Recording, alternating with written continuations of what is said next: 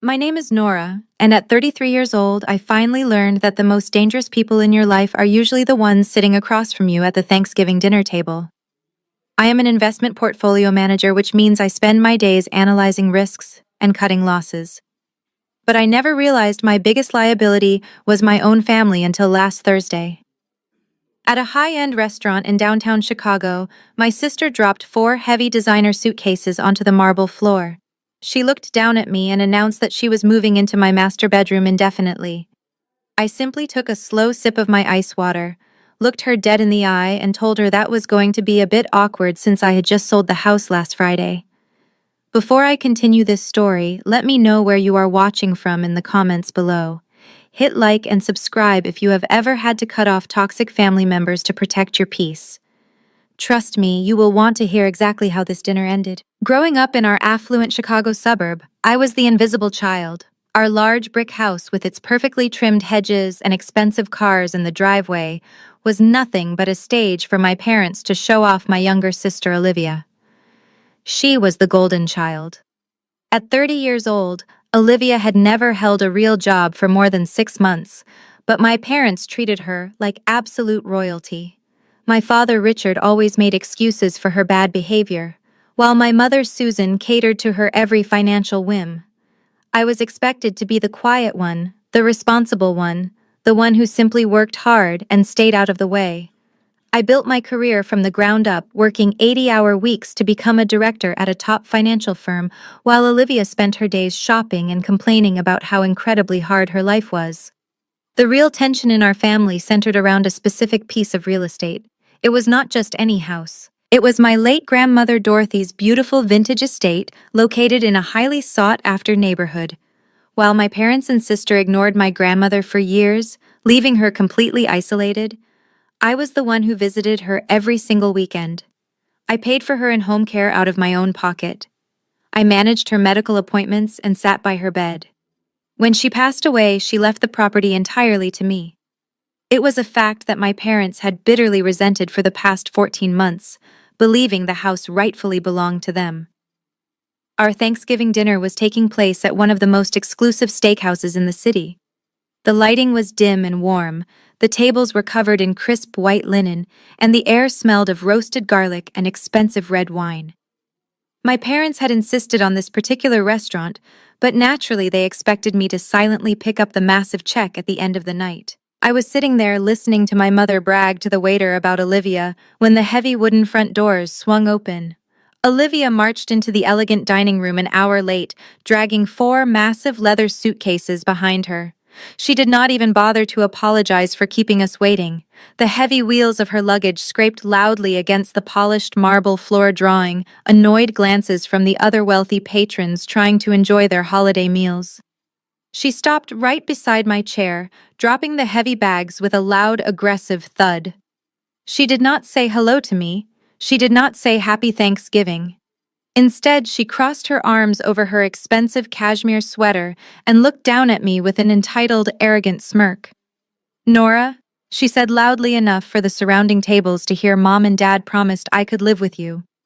My husband is being completely unreasonable and I need a place to stay. I will be taking the master bedroom since I have so many clothes, so you need to clear your things out and move to the guest room by tonight.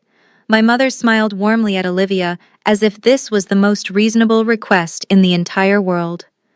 "Yes, Nora," my mother chimed in, waving her manicured hand dismissively. "Your sister is going through a very tough time right now. She needs the extra space and you are rarely home anyway with your little finance job. You have to step up and support your family." I sat there listening to the soft clinking of silverware around the room. I felt no anger. I felt no sadness. For the first time in my life, I felt completely emotionally detached from the 3 people sitting around me. I reached for my crystal water glass, holding it carefully in my hand. The ice clinked gently against the sides. I took a long, slow sip, letting the cold water calm my heart rate. I set the glass back down on the white tablecloth, perfectly aligning it with my plate. "That is going to be incredibly awkward, Olivia," I said, my voice low and steady, "because I sold the house last Friday to a private buyer. I handed over the keys this morning." For a split second, the entire restaurant seemed to go completely silent. Olivia stared at me, her mouth hanging slightly open, as her brain tried to process the words I had just spoken. Then her face turned a deep shade of crimson. She let out a piercing, high-pitched scream that echoed off the vaulted ceilings of the restaurant. Waiters froze in their tracks. Diners turned their heads in absolute shock. My father Richard turned purple with absolute fury. He stood up so fast his heavy wooden chair crashed backward onto the hardwood floor. He slammed both of his massive fists violently down onto the table.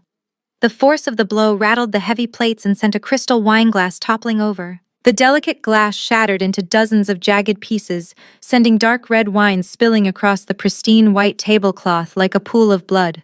The sharp crash of the shattering wine glass echoed through the dining room. Conversations at nearby tables abruptly stopped. Waiters froze with trays balanced on their shoulders. My father did not care that half of Chicago's elite were watching him throw a temper tantrum. He pointed a thick, trembling finger directly at my face. "Are you completely out of your mind?" he roared, his voice booming over the soft jazz music playing in the background. "That was Dorothy's house. That was a family legacy.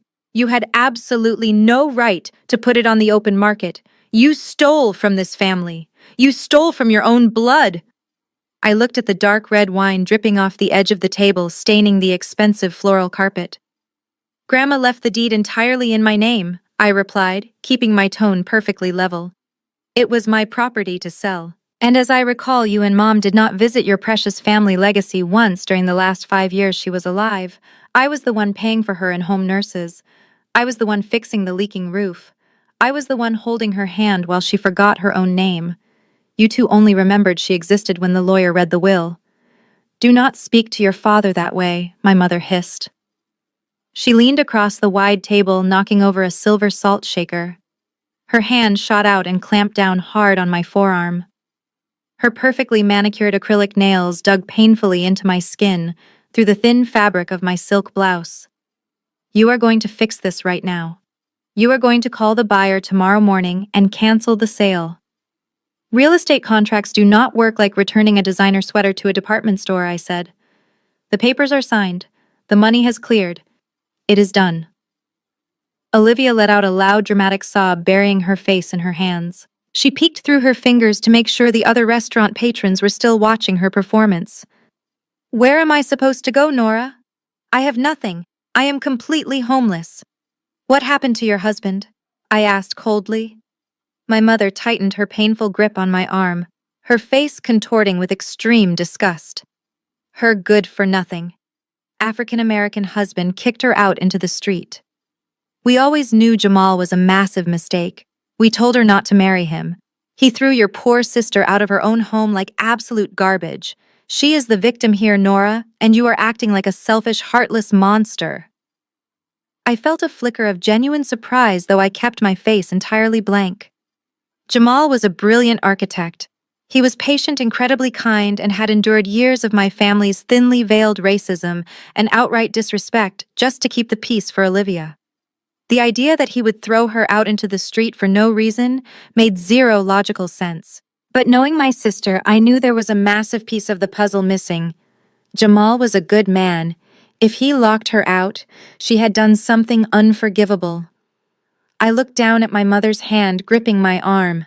I did not flinch. I did not pull away quickly. I simply reached over with my free hand, grabbed her wrist, and slowly peeled her fingers off my skin. I placed her hand back on the table with deliberate precision. "Do not ever touch me like that again," I said, my voice dropping to a dangerous whisper. My mother's eyes narrowed into dark, hateful slits. The mask of the polite, wealthy, suburban housewife completely melted away, revealing the calculating, ruthless woman underneath. She leaned in closer, her voice vibrating with pure malice. "Listen to me very carefully, you ungrateful little brat," she snarled. "We know exactly how much that house is worth on the current market. $900,000. By tomorrow morning at 9 sharp, you are going to wire every single penny of that $900,000 into the new family trust account. Your father already had the lawyer set it up." I stared at her, genuinely amazed by the sheer audacity of her demand. You want me to hand over the entire proceeds of my inheritance to a trust fund? It is not your inheritance, my father interrupted, stepping closer to my chair. It belongs to this family. It belongs to Olivia to help her get back on her feet after that man ruined her life. You are going to transfer the funds, Nora. If you do not wire that money by tomorrow morning, we will destroy your life. We will drag your professional name through the mud. We will call the senior partners at your investment firm and tell them you manipulated a dementia patient into signing away her assets. We will have you tied up in court so fast your head will spin. We will make sure you lose your license, your career, and every single dime you have. Before I could even process the sheer audacity of my father's threat, a firm voice interrupted us. The restaurant manager had appeared beside our table, flanked by two large security guards dressed in dark suits. He was incredibly polite, but his rigid posture and low tone left absolutely no room for negotiation. He quietly informed us that our shouting was severely disrupting the holiday experience for the other guests and asked us to leave the premises immediately. Olivia immediately tried to argue. She pointed at her 4 massive designer suitcases cluttering the aisle and began loudly claiming that she was the victim of a family emergency. The manager did not flinch. He simply gestured toward the front entrance with an open palm.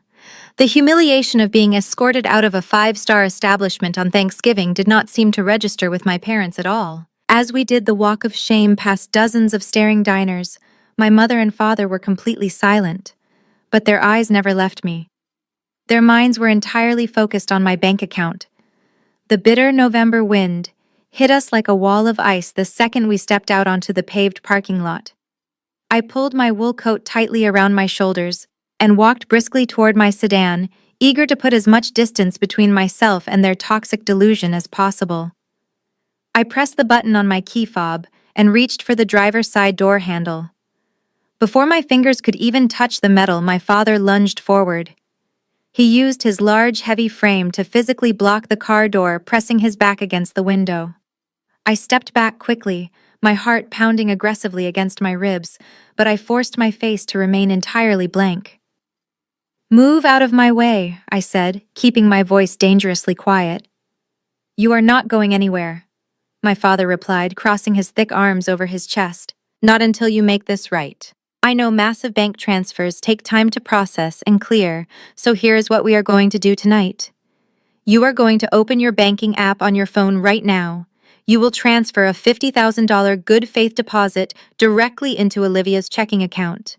She needs money for a luxury hotel tonight and for her immediate living expenses. You will wire the remaining $850,000 tomorrow morning when the banks open." I stared at him, genuinely stunned by the absolute insanity of his demand. He was trying to extort me in a dark parking lot for money that my grandmother explicitly left to me. "I am not giving her 50 cents, I said firmly, let alone $50,000. My mother stepped up beside him, the cold wind whipping her hair around her flushed face. "Do it right now, Nora. Do not make us ruin your life. You owe your sister this money. She is suffering. I owe her absolutely nothing," I shot back. I reached into my coat pocket and pulled out my cell phone, holding it up so the bright screen illuminated their angry faces. "You have exactly 3 seconds to step away from my vehicle. If you do not move, I am dialing 911 and telling the dispatcher that 2 people are physically restraining me and attempting to extort me in a dark parking lot. 1, 2. My father hesitated.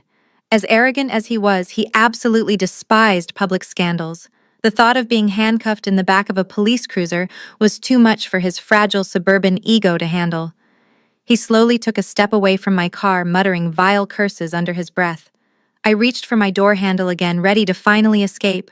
But before I could pull the door open, the aggressive screech of tires echoed violently across the concrete lot. Bright LED headlights cut through the darkness, temporarily blinding all of us. A sleek black Tesla swung sharply into the empty parking space directly next to mine. The tires burned rubber as the car stopped mere inches from Olivia's ridiculous pile of designer luggage. The driver's side door opened with a sharp mechanical click. Jamal stepped out into the freezing night air. He was dressed impeccably in a tailored charcoal suit, his physical presence commanding immediate attention and respect. As a highly successful architect, he carried himself with an effortless, quiet confidence that always intimidated my father. My parents immediately stiffened their faces, twisting with a toxic mixture of hatred and defensive panic. Olivia let out a sharp gasp, taking a quick step backward and suddenly looking incredibly small. Jamal did not look angry. He looked completely and utterly exhausted, yet fiercely determined. He closed his car door and walked deliberately toward the center of our group. Tucked tightly under his right arm, he carried a very thick manila folder stuffed to the brim with official-looking documents. He stopped a few feet away, his dark eyes sweeping over my parents in disgust, before settling completely cold and hard on my sister. The silence in the dark parking lot was absolutely deafening, broken only by the low, steady hum of Jamal's electric vehicle and the harsh whistling of the Chicago winter wind. My father was the first to recover from the initial shock of the interruption. His face, already flushed red from his previous screaming match with me, darkened to a dangerous shade of maroon. He puffed out his chest and marched forward. "What in the hell are you doing here?" my father barked, stepping directly into Jamal's path to physically block his movement.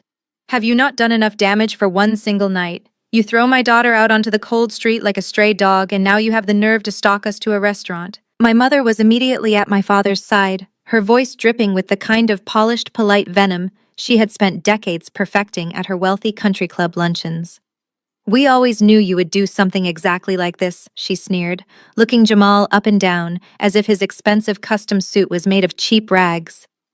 "You people are all exactly the same. You come from nothing, you claw your way into a respectable family, and the second things require actual effort, you run away from your responsibilities. I told Olivia that marrying a man from your specific background would end in absolute disaster. You never belonged in our world." The blatant racism in her words hung heavily in the freezing air. It was not a new tactic for them. For years they had thrown these subtle and sometimes not so subtle microaggressions at Jamal. They deeply resented his success. They hated the fact that a black man who grew up with nothing on the South Side had built a multi-million-dollar commercial architecture firm, while their precious golden child could not even balance a basic checking account without asking for help. They constantly tried to diminish his achievements to make Olivia look better by comparison. But Jamal did not take the bait. He did not raise his voice. He did not clench his fists or defend his honor against their pathetic, thinly veiled insults. He simply looked at my parents with a mixture of profound pity and absolute boredom. Without saying a single word to my screaming mother, Jamal smoothly sidestepped my father's aggressive physical stance. He walked right past them, as if they were nothing more than empty statues closing the distance across the concrete until he was standing directly by my side. "Are you all right, Nora?" he asked, his deep voice calm and entirely focused on me. His eyes quickly scanned my face, and then glanced down at my heavy wool coat, looking for any signs of a physical struggle. "I saw Richard blocking your car door from the street. Did he put his hands on you?" "I am fine," I replied, feeling a sudden massive wave of genuine relief wash over me. The alliance between Jamal and me was unspoken but deeply understood. We were the only two rational adults trapped in a circus of their making. We were the designated scapegoats of the family. He just wanted to extort me for my grandmother's money. I was about to call the police to have him removed. Jamal nodded slowly, his jaw set in a tight, rigid line. "You can put your phone away. I will handle this right now." My father was absolutely livid at being completely ignored. He spun around, spit flying from his lips as he yelled. "Do not turn your back on me," he shouted, pointing a shaky, aggressive finger at Jamal's broad shoulders. "You are going to pack Olivia's ridiculous bags into your fancy little car right this second. You are going to take your wife back to her home, and you are going to beg for her forgiveness on your hands and knees. If you think you can just discard my daughter and walk away with half of her marital assets, you have another thing coming. I will hire the most ruthless divorce attorneys in the state. I will personally see to it that they strip you of everything you have ever built." My mother nodded vigorously, wrapping a fiercely protective arm around Olivia, who was now hiding behind our parents like a frightened child. "Olivia is a fragile, sensitive girl," my mother cried out, playing the victim card flawlessly for the empty parking lot. "She needs a stable environment. You are an absolute monster for putting her through this kind of severe emotional abuse right before the holidays. Jamal finally turned around. He did not look at my parents at all. His dark, intense gaze cut straight through their defensive wall and locked entirely onto Olivia. My sister physically shrank under his stare.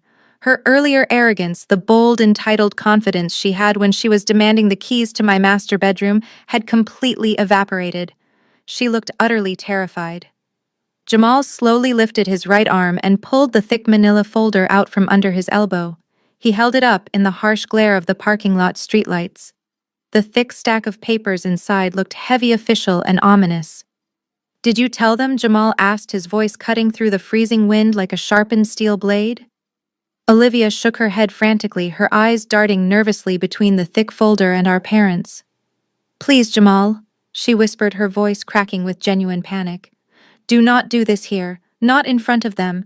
Please just give me another chance to fix it." Jamal did not show a single ounce of mercy. He took one slow, deliberate step toward her.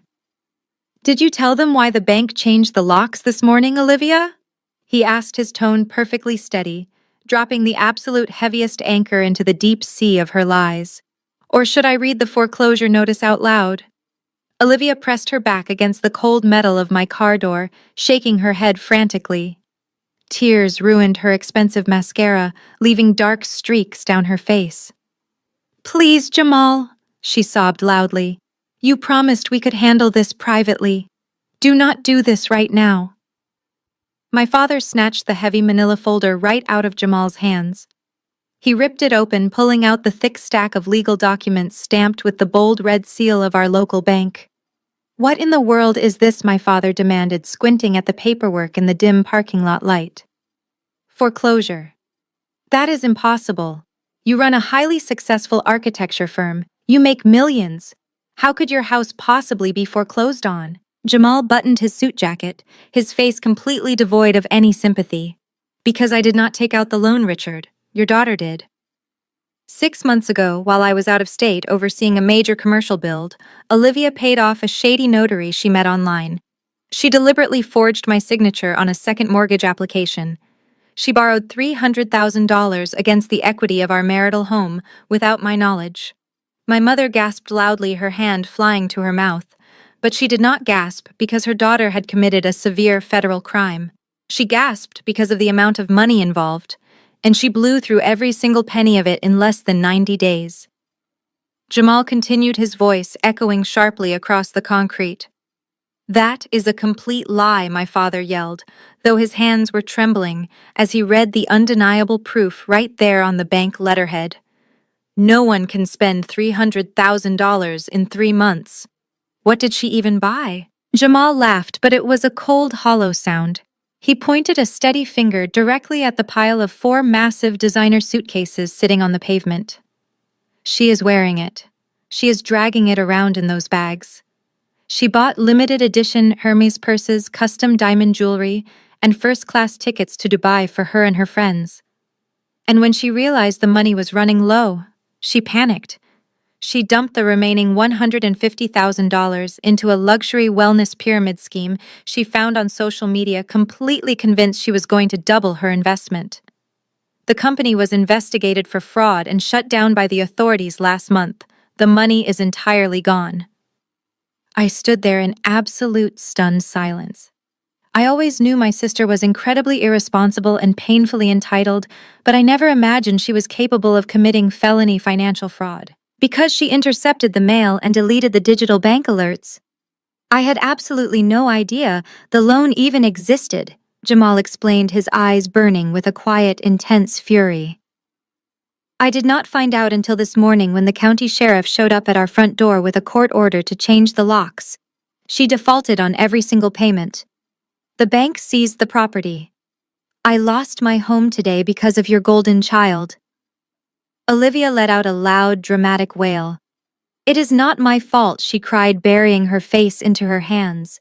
"I was so incredibly lonely. You were always working on your massive building projects. I needed an outlet. I needed to feel like I had my own money and my own success. I was going to pay it back once the wellness company took off. You are my husband. You are supposed to protect me. Jamal shook his head slowly. I am your victim, Olivia. And as of tomorrow morning, my lawyers are officially filing for divorce. Any rational parent would be absolutely horrified. Any normal mother or father would demand their child take immediate accountability for committing such a massive destructive crime. But my parents were not normal. Instead of scolding her, instead of expressing any sympathy for the man whose life she had just severely disrupted, my mother stepped forward and wrapped both of her arms tightly around Olivia. She stroked my sister's hair, shushing her gently, as if she were a toddler who had simply dropped an ice cream cone on the sidewalk. It is okay, sweetie, my mother cooed softly, glaring fiercely at Jamal over Olivia's shoulder. You made a tiny mistake because you were under extreme emotional distress. A real man would have paid closer attention to his wife's needs. He practically forced you to seek out other avenues of fulfillment. My jaw nearly dropped. The level of delusional enabling was absolutely staggering. Then my mother's eyes slowly shifted away from Jamal. Her gaze drifted across the dark parking lot and locked directly onto me. The sudden realization hit her features like a lightning bolt. Her eyes widened and a slow, chilling smile crept across her face. She patted Olivia's back gently. Do not cry anymore, Olivia. Everything is going to be perfectly fine.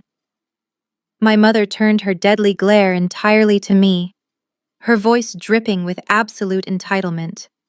Well, she said smoothly, it is a very good thing your sister just came into some money. You have $900,000 sitting in your bank account right now. You will pay off Olivia's $300,000 debt tomorrow morning, Nora. It is the least you can do for your family. I stared at my mother, completely frozen for a long moment. The sheer audacity of her statement hung in the freezing air, so incredibly detached from reality that my brain struggled to process it. And then a sound bubbled up from deep inside my chest. It started as a soft chuckle escaping my lips before I could stop it. Within seconds, it grew into a full, genuine laugh. It was a cold, hard laugh that echoed across the quiet parking lot, born out of absolute disbelief. My mother's face tightened in furious confusion. What is so funny? She snapped, her eyes narrowing into dark slits. You have the money. You are going to use it to save your sister from this terrible misunderstanding. I stopped laughing and stepped closer to her, my voice dropping to a low, steady register. A misunderstanding, I repeated. Olivia committed felony financial fraud. She forged her husband's signature to steal $300,000 to buy luxury purses and fund a pyramid scheme. And your solution is for me to empty the inheritance my grandmother specifically left to me, just to reward her criminal behavior.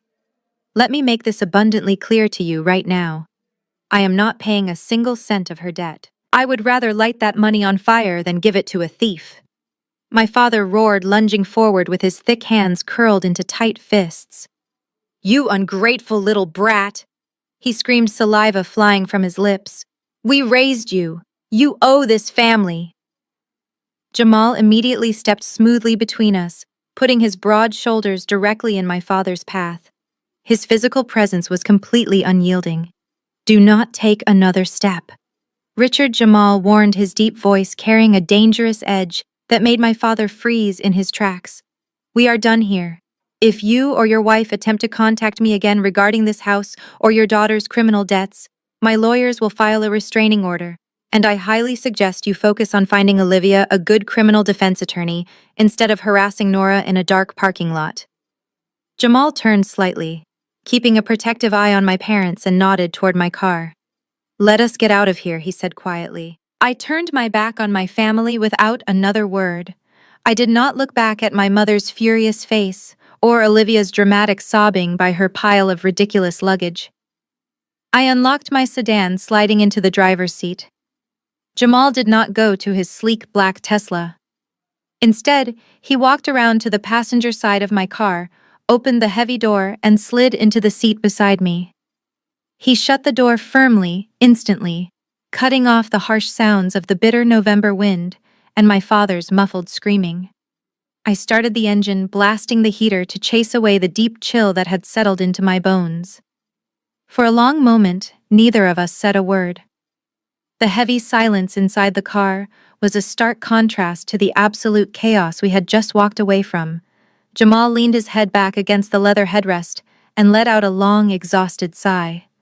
He rubbed his temples slowly, the severe stress of the evening finally catching up to him. "I am sorry you had to deal with that, Nora," he said softly, his dark eyes meeting mine in the dim glow of the dashboard lights. "But you need to understand something right now. They are not going to stop. This is not over." I looked at him, feeling a sudden massive surge of understanding. We were sitting in the quiet warmth of my car, two people who had just realized we shared the exact same miserable role in this toxic family. We were the designated scapegoats. For years, I had been the family's emotional punching bag and backup bank account, while Jamal had been their financial safety net and constant target of their thinly veiled racism. We were only valuable to them as long as we were quietly serving their precious golden child. "Olivia is terrified," Jamal continued, his voice perfectly serious. "She knows that what she did carries severe federal penalties. She is looking at potential prison time if she does not figure out a way to pay back that stolen equity to the bank. Your parents are backed into a desperate corner, and they view your $900,000 as their only way out. They will do absolutely anything to protect her, even if it means destroying you in the process. You need to be prepared for war." I gripped the leather steering wheel tightly, staring out at the dark street. Let them try, Jamal. The sale of the house was completely legal. My grandmother's will was ironclad. They have absolutely zero legal ground to stand on, and their threats are entirely empty. I am an investment portfolio manager. I deal with aggressive corporate lawyers for a living. A temper tantrum from my father is not going to scare me into handing over my life savings. Jamal nodded slowly, though the deep lines of worry on his forehead did not completely fade. "I hope you are right," he murmured. At that exact moment, the bright screen of my cell phone suddenly lit up in the center console cup holder. A loud, sharp notification chime echoed through the quiet car, making both of us jump. I glanced down casually, expecting an angry text message from my mother telling me what a horrible daughter I was. Instead, my heart completely stopped in my chest. The notification was an urgent email from the senior partner at my highly prestigious investment firm. The subject line glared up at me in bold black letters. "Urgent meeting. Ethics violation complaint." The weekend passed in a blur of intense anxiety and strategic phone calls with Jamal. By the time Monday morning arrived, I was running purely on black coffee and sheer adrenaline. I walked through the sleek glass doors of my investment firm in downtown Chicago, my expensive heels clicking sharply against the polished marble floors. Usually I loved the fast-paced energy of the corporate office, the low hum of millions of dollars moving through the market. But today, the atmosphere felt incredibly suffocating. I did not even have time to set my leather briefcase down at my desk before my office phone rang. It was Diane, the head of human resources. She did not offer a polite greeting. She simply asked me to come to the executive glass conference room on the top floor immediately. When I walked into the room, Diane was sitting at the massive mahogany table looking incredibly grim. Beside her was my boss, Mr. Harrison, the senior managing partner of the firm. He was a man who had personally mentored me for the last 7 years.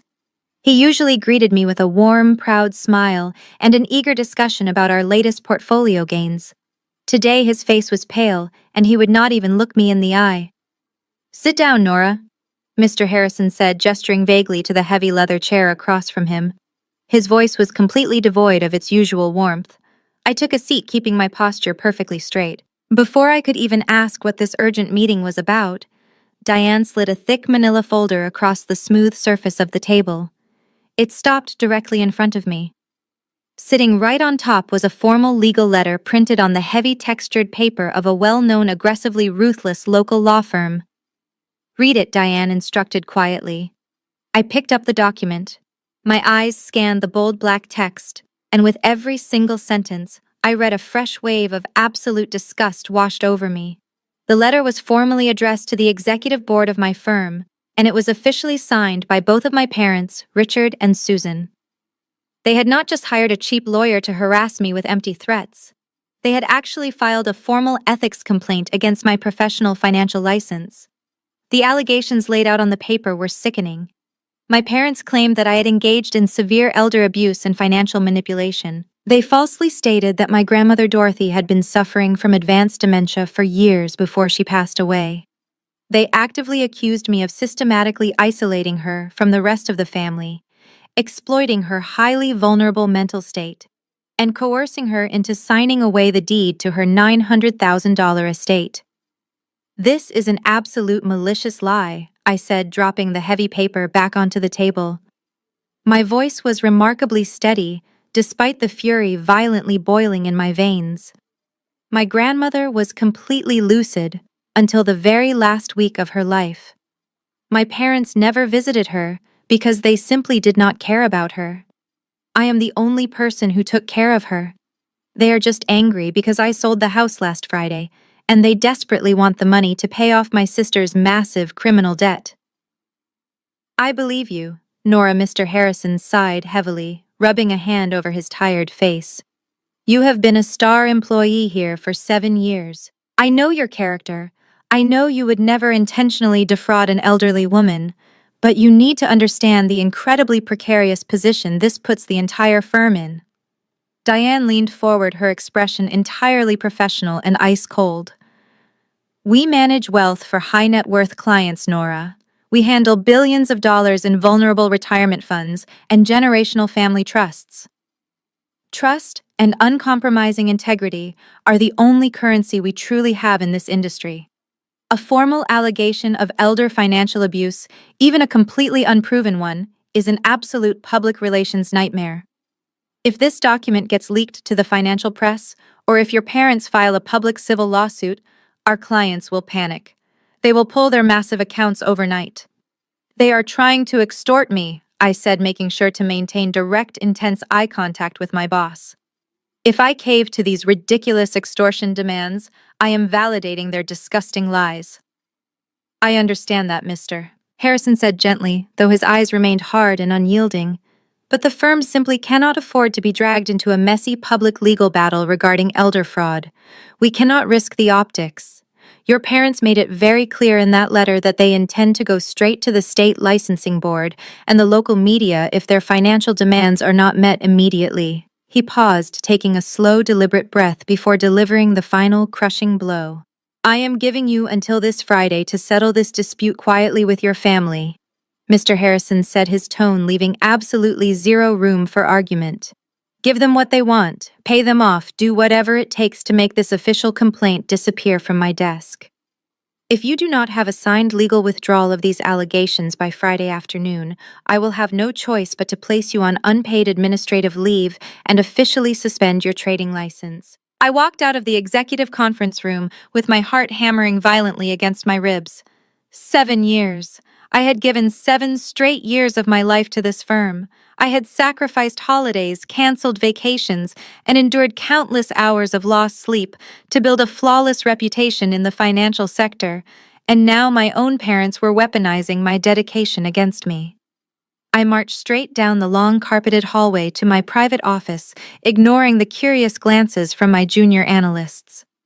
I walked inside, shut the heavy oak door, and locked it. The solid mechanical click of the deadbolt sliding into place gave me a momentary sense of control, but it was not nearly enough to stop my hands from shaking. I walked over to my desk, picked up my cell phone, and dialed my mother's number. I did not care that I was playing right into her hands by calling so quickly. I needed to confront this massive betrayal immediately. She answered on the second ring. Her voice was sickeningly bright, dripping with the fake suburban cheerfulness she always used when she felt entirely in control of a situation. Hello, Nora, she chimed through the speaker. I assumed we would be hearing from you today. Have you spoken to your boss yet? Drop the act, Mom. I said, my voice dangerously low and steady. I want that letter retracted immediately.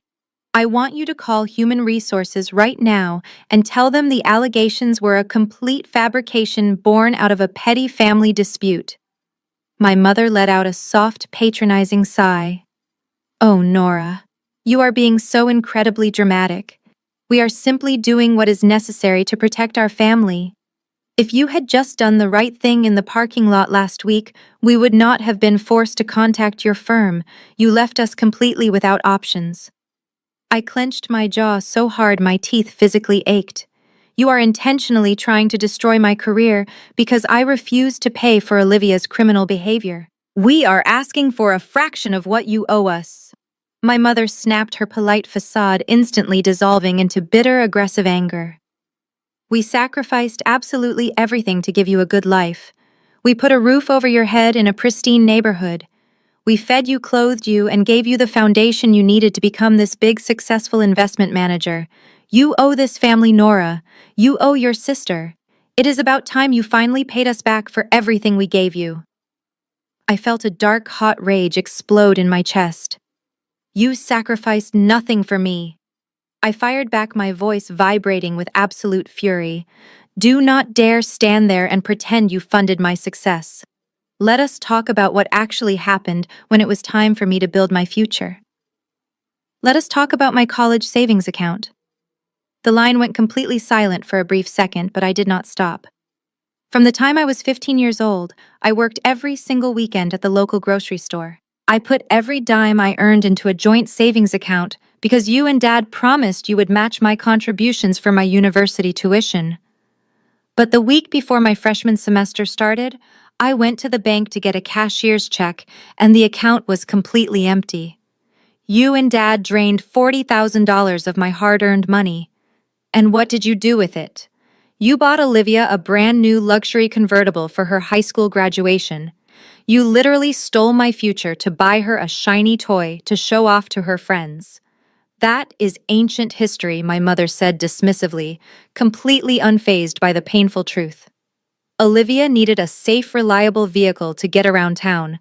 You were always so resourceful, we knew you would figure something out. I figured it out by working 3 grueling jobs. I yelled, my professional corporate composure finally cracking. I worked the closing shift at a greasy diner until 2 in the morning. I tutored underclassmen at dawn. I did freelance data entry on the weekends until my eyes bled. I survived on cheap instant noodles and 4 hours of sleep for 4 straight years to fund my own finance degree. I built my career entirely by myself with zero financial help from you. I owe you absolutely nothing. My independence is mine, and you will never take it away from me. You are so incredibly selfish, my mother sneered. This is not about the past, Nora. This is about right now. Olivia is going to go to federal prison if she does not pay back that bank. Your father and I are not going to sit by and let you hoard nearly $1 million while your sister loses her freedom. You will wire the money by Friday, or your boss will suspend your license and your career will be permanently over. I forced myself to take a deep breath, reining in my anger. Your threat is completely hollow, I said coldly. Mr. Harrison needs actual proof. A vague, angry letter from estranged parents is not enough to revoke my professional license.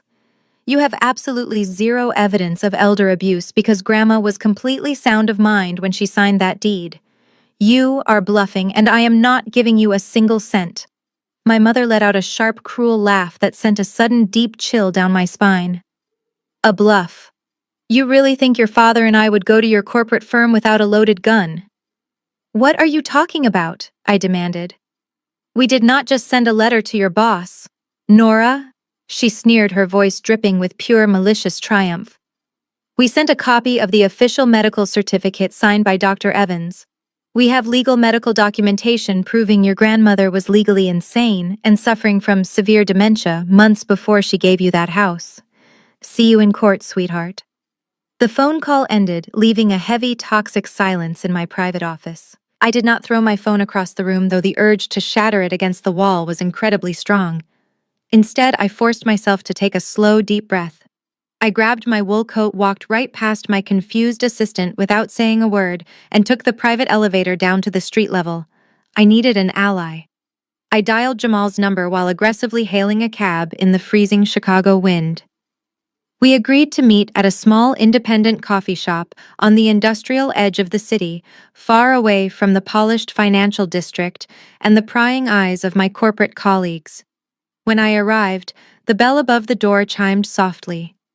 The shop was mostly empty, smelling strongly of roasted espresso beans and damp wood. Jamal was already sitting in a dark back corner booth nursing a black coffee. He looked incredibly sharp in his charcoal suit, but the exhaustion around his eyes betrayed the intense stress of the last few days. I slid into the worn leather seat across from him. I did not bother with pleasantries. I told him absolutely everything. I explained the formal ethics complaint sitting on my boss's desk, the immediate threat to suspend my trading license, and the chilling final detail my mother had dropped like a bomb over the phone. A medical certificate declaring my grandmother legally incompetent, signed by none other than Dr. Evans. Jamal slowly set his coffee cup down on the scratched wooden table. His dark eyes narrowed in intense concentration. He leaned forward, keeping his voice incredibly low, so the barista wiping down the counter across the room could not hear us. Dr. Evans, Jamal repeated quietly. Are you absolutely certain she said Dr. Evans? I nodded, confirming the name without hesitation. My family had used him as a general practitioner for decades, but I had not seen the man in at least 10 years. I assumed he had retired his private practice a long time ago and moved down to Florida. Jamal shook his head, a grim, calculating smile forming on his lips. He did not retire, Nora. He lost his practice. A few years ago, when I was designing a new commercial plaza for your father's wealthy country club friends, I ended up at a private dinner with Richard. Your father had drank a few too many expensive Scotch glasses and started bragging about his massive hidden influence in the community. He specifically mentioned Dr. Evans. According to your father, Evans had developed a severe underground gambling addiction. He was drowning in massive debt and was about to lose his medical license because he was actively embezzling money from his own private clinic to pay off dangerous bookies. I felt the scattered pieces of the puzzle rapidly clicking together in my mind. So my father bailed him out. I concluded, my financial brain instantly seeing the transaction. He paid off the gambling debts to keep Evans out of federal prison, and in exchange my father practically owned the man. Exactly, Jamal confirmed softly. Richard holds the leash.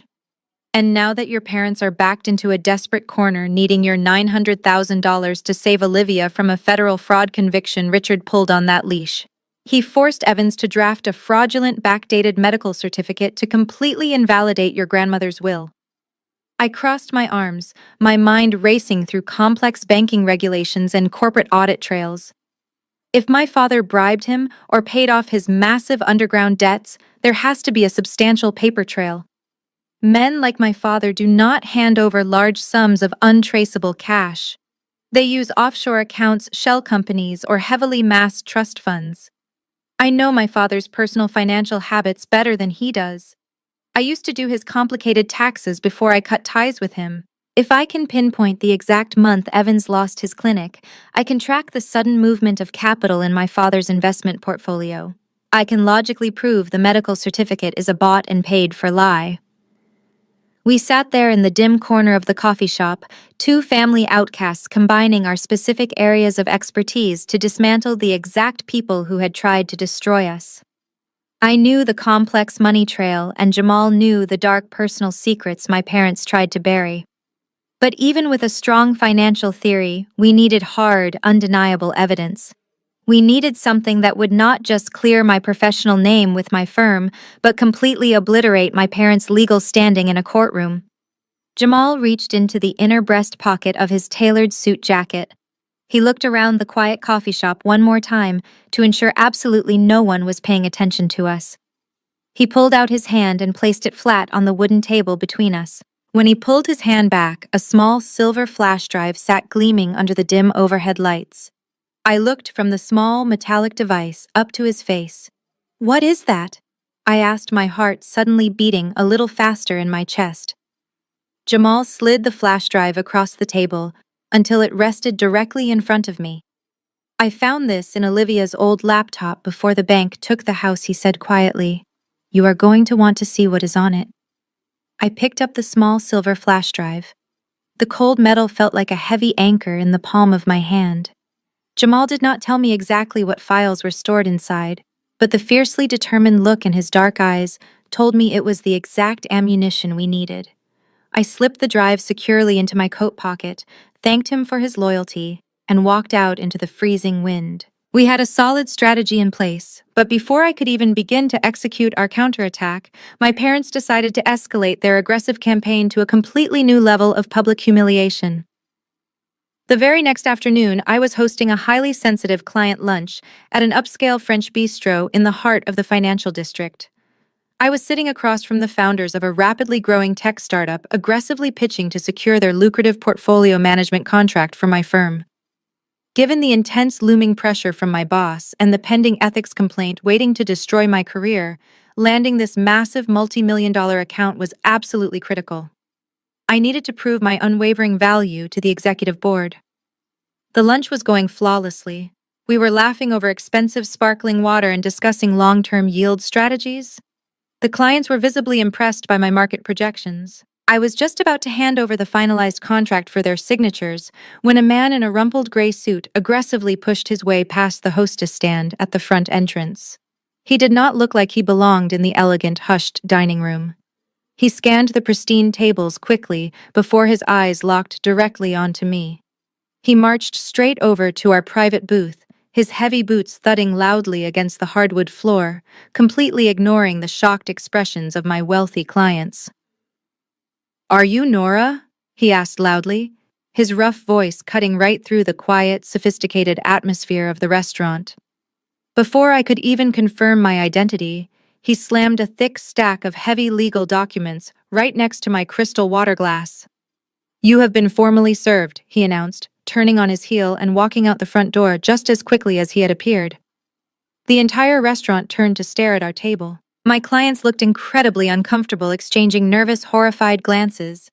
I forced a perfectly polite, apologetic smile, neatly picking up the heavy stack of court papers and placing them inside my leather briefcase, as if it were nothing more than a misplaced dessert menu. I apologized for the rude interruption and smoothly tried to steer the conversation back to their tech company, but the professional damage was already done. The clients politely excused themselves 10 minutes later, abruptly cutting the crucial meeting short and promising to call my office next week. I knew with absolute certainty that they never would. I sat alone at the table, the bitter taste of lost opportunity in my mouth, and pulled the thick legal packet back out. The official county court seal glared up at me aggressively. My parents had made good on their desperate threats, but they had gone even further than a basic civil lawsuit. They had filed an extreme emergency injunction. The documents explicitly stated that Richard and Susan were officially suing me for massive financial fraud, seeking to completely invalidate the sale of my grandmother's estate. But the absolute worst part was the financial hold they had successfully requested. They had petitioned a judge for a temporary emergency freeze on all of my personal bank accounts, maliciously claiming I was a severe flight risk who might attempt to hide the $900,000 in untraceable offshore funds before the court could properly intervene. Any normal person would have panicked. Having your entire life savings abruptly frozen by a judge while simultaneously facing a career-ending corporate ethics complaint is more than enough to completely break anyone. But as I sat there reading their desperate, aggressive legal maneuvering, I felt an overwhelming sense of absolute cold clarity. They were swinging wildly because they were running out of time to save Olivia from a federal fraud conviction. I calmly took out my cell phone and dialed the direct number of my personal attorney, a remarkably sharp, ruthless litigator who specialized in high-stakes financial warfare. She answered immediately, having already received the electronic notification from the court clerk. Nora, her crisp, professional voice came through the speaker. "I see the emergency injunction filing from your parents. I can draft an immediate countermotion to block the asset freeze. We can easily tie them up in procedural hearings for weeks to keep your money accessible." I looked down at my leather briefcase, knowing the small silver flash drive Jamal gave me was resting safely inside alongside the court papers. I took a slow, deliberate sip of my water, a genuine cold smile forming on my face. "No," I replied smoothly, my voice completely devoid of panic. "Do not block the injunction. Let them freeze the accounts. I want them to think they are winning." I walked back to my office that afternoon feeling an unexpected sense of profound calm. My bank accounts were frozen, my career was hanging by a delicate thread, and my own parents were trying to destroy me in a court of law. Yet I had never felt more in control. The trap was perfectly set. and my family was blindly sprinting right into it. By the time I returned to my quiet apartment that evening, the silent war my parents had waged suddenly went entirely public. I was standing in my kitchen pouring a glass of water when my cell phone began to vibrate violently against the marble countertop. It was not just one call or a single text message. The device buzzed continuously, lighting up with a massive barrage of rapid notifications. I picked it up and frowned. My inbox was completely flooded with messages from extended family members I had not spoken to in years. Aunt Carol sent a long, aggressive paragraph calling me an absolute disgrace to the family name. Cousin David texted me to say he was thoroughly disgusted that he shared the same blood as a greedy, heartless monster. My phone rang with an incoming call from my great-uncle, followed immediately by two more furious messages from distant relatives. I did not answer any of them. Instead, I opened my social media app to find the exact source of the sudden outrage. It did not take long to locate. Olivia had posted a highly produced, heavily manipulated video to her thousands of followers. I tapped the screen and watched my sister execute the greatest acting performance of her entire life. She was sitting on the edge of a cheap-looking motel bed, the drab background carefully chosen to make her look completely destitute. Her signature perfectly styled blonde hair was intentionally messy, pulled back into a sloppy bun. She was wearing a faded, oversized sweater that swallowed her small frame, completely omitting the thousands of dollars worth of custom diamond jewelry and designer luggage she had stolen from the bank. She stared directly into the camera, her bright blue eyes swimming with perfectly timed tears. "I never thought I would have to make a video like this," Olivia whispered, her voice trembling with expertly crafted vulnerability. "But I am completely terrified and I have nowhere else to go. My husband threw me out into the freezing street right before the holidays, and when I went to my older sister for help, she literally laughed in my face." A single tear rolled down her cheek, and she quickly wiped it away with the sleeve of her oversized sweater. "My sister just inherited a massive estate from our grandmother and sold it for nearly $1 million. Olivia continued, her voice breaking dramatically. "She has so much money, but she refused to spare a single dime to keep me from being homeless. She told me I deserve to be out on the street. She is hoarding our family legacy while I sit here in this cheap motel room wondering how I am going to survive the week. I never realized how incredibly greedy and cold my own flesh and blood could be. Please pray for me." The video had already accumulated tens of thousands of views and thousands of angry comments. Complete strangers were tagging my personal profile, calling me a psychopath, a selfish brat, and demanding that I give my sister the money she rightfully deserved. The entire narrative had been meticulously flipped. Olivia was the fragile, innocent victim, and I was the wealthy corporate villain actively trying to ruin her life. My parents had clearly orchestrated the entire thing. They knew they could not break me privately, so they were deploying an army of flying monkeys to publicly shame me into submission. They wanted the relentless pressure of public humiliation to force me to transfer the funds and drop my defenses.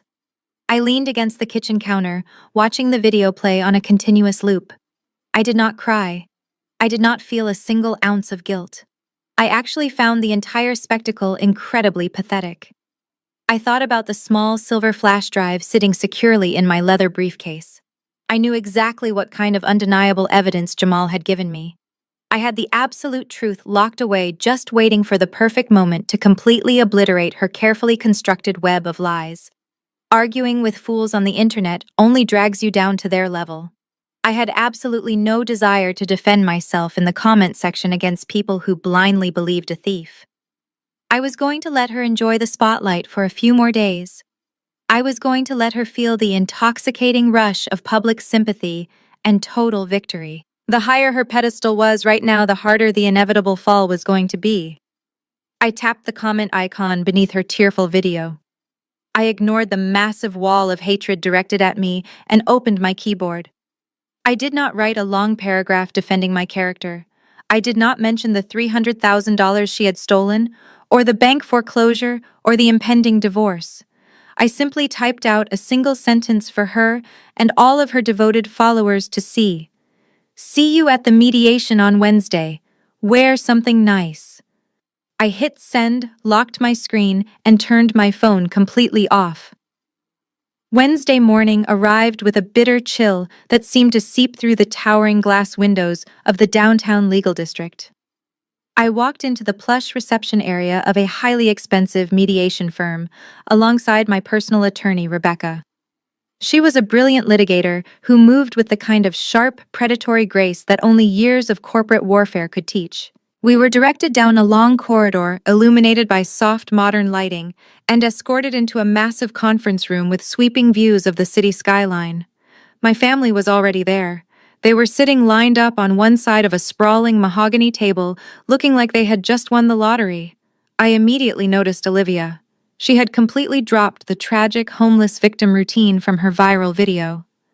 Instead of an oversized faded sweater and a messy bun, she was wearing a brand new tailored Chanel suit and a fresh professional blowout. Her heavy diamond engagement ring sparkled aggressively under the recessed ceiling lights. She looked directly at me and offered a sickeningly sweet smile filled with absolute arrogant triumph. I found it incredibly amusing that she felt confident enough to wear thousands of dollars worth of designer clothing to a meeting where she was effectively begging for money to pay off a massive stolen debt. It proved exactly what Jamal had said. She was not a victim of circumstance. She was a calculated thief who simply did not want to face the consequences of her own horrific actions. My father, Richard, sat tall and puffed out his chest, wearing his best custom golf club blazer. My mother, Susan, sat beside him with her hands neatly folded, radiating an aura of absolute supreme confidence. They had successfully frozen my bank accounts, severely jeopardized my corporate career, and rallied the entire extended family against me. They genuinely believed I was walking into this room completely broken and ready to surrender. Sitting at the head of their side of the table was their legal representation. His name was Mr. Caldwell. He was a slick-looking man with too much hair gel and an incredibly expensive watch that he made sure was always visible.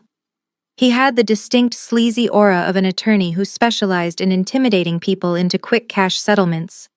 He was exactly the kind of lawyer my father would hire, someone who prioritized aggressive theatrical intimidation over actual solid legal strategy. I glanced over at Rebecca.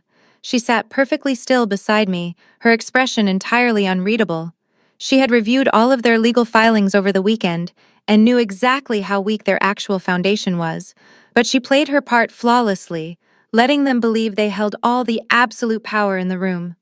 Rebecca and I took our seats on the opposite side of the heavy wooden table. We did not offer any polite greetings. We did not ask how their Thanksgiving weekend had ended. We simply opened our leather briefcases and waited. Let us skip the pleasantries and get straight to the bottom line. Mr. Caldwell began leaning forward and resting his elbows aggressively on the table. He spoke with a smooth, practiced cadence clearly used to railroading nervous defendants. My clients are incredibly generous people. They do not want to see their own flesh and blood endure the absolute nightmare of a highly publicized criminal trial. We are willing to make this entire messy situation completely disappear today. We will formally withdraw the ethics complaint currently sitting on your boss's desk. We will drop the civil lawsuit. We will allow you to walk away with your professional reputation entirely intact. All we require is your immediate signature authorizing the unfreezing of your bank accounts and the direct transfer of the $900,000 property sale proceeds into a designated family trust. I kept my face completely blank. And what exactly am I avoiding by signing away my entire inheritance? I asked, my voice calm and perfectly measured. My father let out a harsh, mocking laugh. Prison time, Nora. That is what you are avoiding. We told you we were not bluffing in that parking lot. You thought you were so incredibly smart selling that house behind our backs, but you made a massive, fatal mistake. Mr. Caldwell held up a hand to silence my father. He reached into his thick leather briefcase and pulled out a single crisp document. He held it up for a moment, letting the heavy silence build in the room before slamming it down violently onto the center of the mahogany table. The sharp smack echoed loudly off the glass walls, a deliberate intimidation tactic meant to make me flinch. I did not move a single muscle. I simply stared down at the white paper resting on the polished wood. This is a sworn and notarized medical affidavit, Mr. Caldwell announced, his voice booming with theatrical authority. It was signed and legally filed by Dr. Evans, your grandmother, Dorothy's primary care physician. In this legally binding document, Dr. Evans formally testifies under oath that your grandmother was suffering from severe advanced Alzheimer's disease for a full 2 years before her death. He states explicitly that she lacked the cognitive capacity to understand any legal documents, let alone a property deed transfer. My mother leaned forward, her eyes gleaming with dark, malicious joy. "You manipulated a sick, helpless old woman," she sneered. "You abused her trust and stole our family legacy just to line your own pockets. The sale is completely void." Mr. Caldwell continued, tapping his expensive pen against the affidavit. "If we take this to a judge, the transfer will be immediately reversed. Furthermore, because you intentionally executed this fraudulent transfer for massive financial gain, you will be formally charged with felony elder abuse and grand larceny. Your career in finance will be permanently destroyed, and you will serve a very lengthy prison sentence. Hand over the money right now or go to jail for fraud." The threat of federal prison hung heavily in the quiet conference room. Mr. Caldwell leaned back in his expensive leather chair, tenting his fingers together as he waited for me to completely fall apart. My mother let out a soft, satisfied sigh and adjusted her posture, looking at me with the absolute supreme confidence of a predator that had just cornered its prey. My father was practically vibrating with vindicated energy, his face flushed with the thrill of total victory. Even Olivia stopped admiring her shiny diamond engagement ring to look across the table, a sickeningly sweet smile of anticipation plastered across her heavily made-up face. They all genuinely expected me to burst into tears, beg for their forgiveness, and immediately sign over my entire life savings to save my career and my freedom. I looked down at the single sheet of white paper resting on the polished mahogany table. I did not reach out to touch it. I did not shake or tremble. I simply stared at the bold black ink of the fraudulent medical affidavit. Then I slowly turned my head and looked at my attorney. Rebecca did not say a single word. She did not look intimidated or concerned by the opposing counsel's aggressive theatrical display. Instead, she offered me a very small, incredibly sharp smile. It was the calculated look of a seasoned litigator who knew the opposing side had just walked blindly into a fatal trap. Without breaking eye contact with Mr. Caldwell, Rebecca reached down into her structured leather briefcase. She pulled out a sleek silver laptop and placed it squarely in the middle of the heavy wooden table, right next to the threatening document. She opened the screen and pressed the power button. The sudden mechanical hum of the computer waking up seemed to completely shatter the triumphant mood on the other side of the room. "What exactly is this?" Mr. Caldwell demanded, his smooth, confident cadence suddenly faltering. "We are not here to watch a presentation. We gave you our final terms. You either sign the authorization forms right now to unfreeze your assets and transfer the funds, or we take this directly to a criminal judge. There is absolutely nothing left to discuss." I reached into the inner pocket of my tailored blazer and pulled out the small silver flash drive Jamal had given me at the coffee shop. The metal felt warm and solid against my fingers. I held it up so the bright, recessed lighting of the conference room caught its reflection. "I find it absolutely fascinating that Dr. Evans is suddenly willing to commit blatant perjury for you," I said, my voice cutting cleanly through the thick tension in the room. "Especially considering his extensive history of illegal underground gambling debts. Debts that you conveniently paid off to keep him out of prison, Dad." My father's face instantly drained of all its vibrant color. His smug expression completely vanished, replaced by a sudden flash of raw, genuine panic. He opened his mouth to speak, but his throat seemed to freeze. He glanced nervously at his attorney. Mr. Caldwell was now staring at my father with a deeply concerned and furious frown.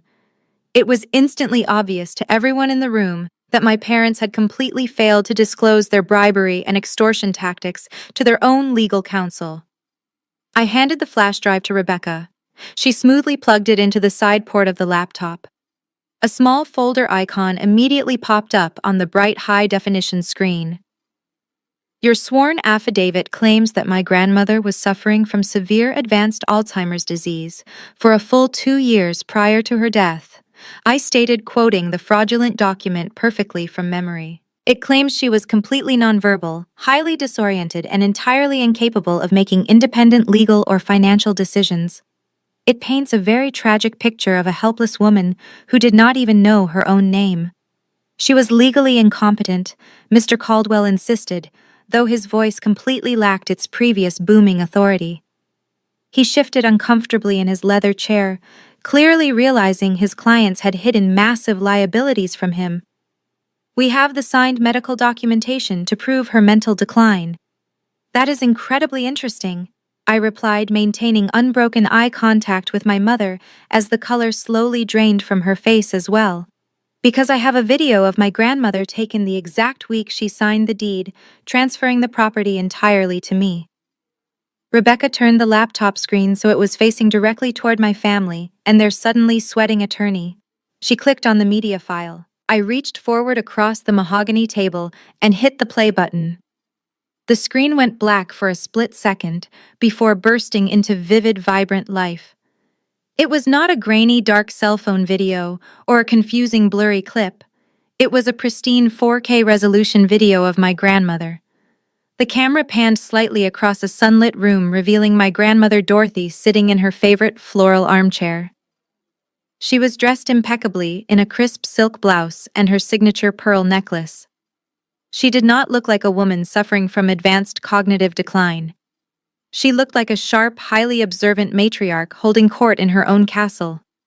In front of her sat a beautifully carved wooden chessboard. She reached out with steady, deliberate fingers and moved her knight across the polished squares. "Checkmate," she announced, her voice incredibly strong and perfectly articulate. A male voice from behind the camera chuckled softly. "You beat me again, Dorothy. Are you ready to make your official statement?" My grandmother nodded. She turned her piercing gray eyes directly toward the camera lens. Her gaze was so intense it felt as though she was staring right through the laptop screen and directly into the souls of the people sitting across from me.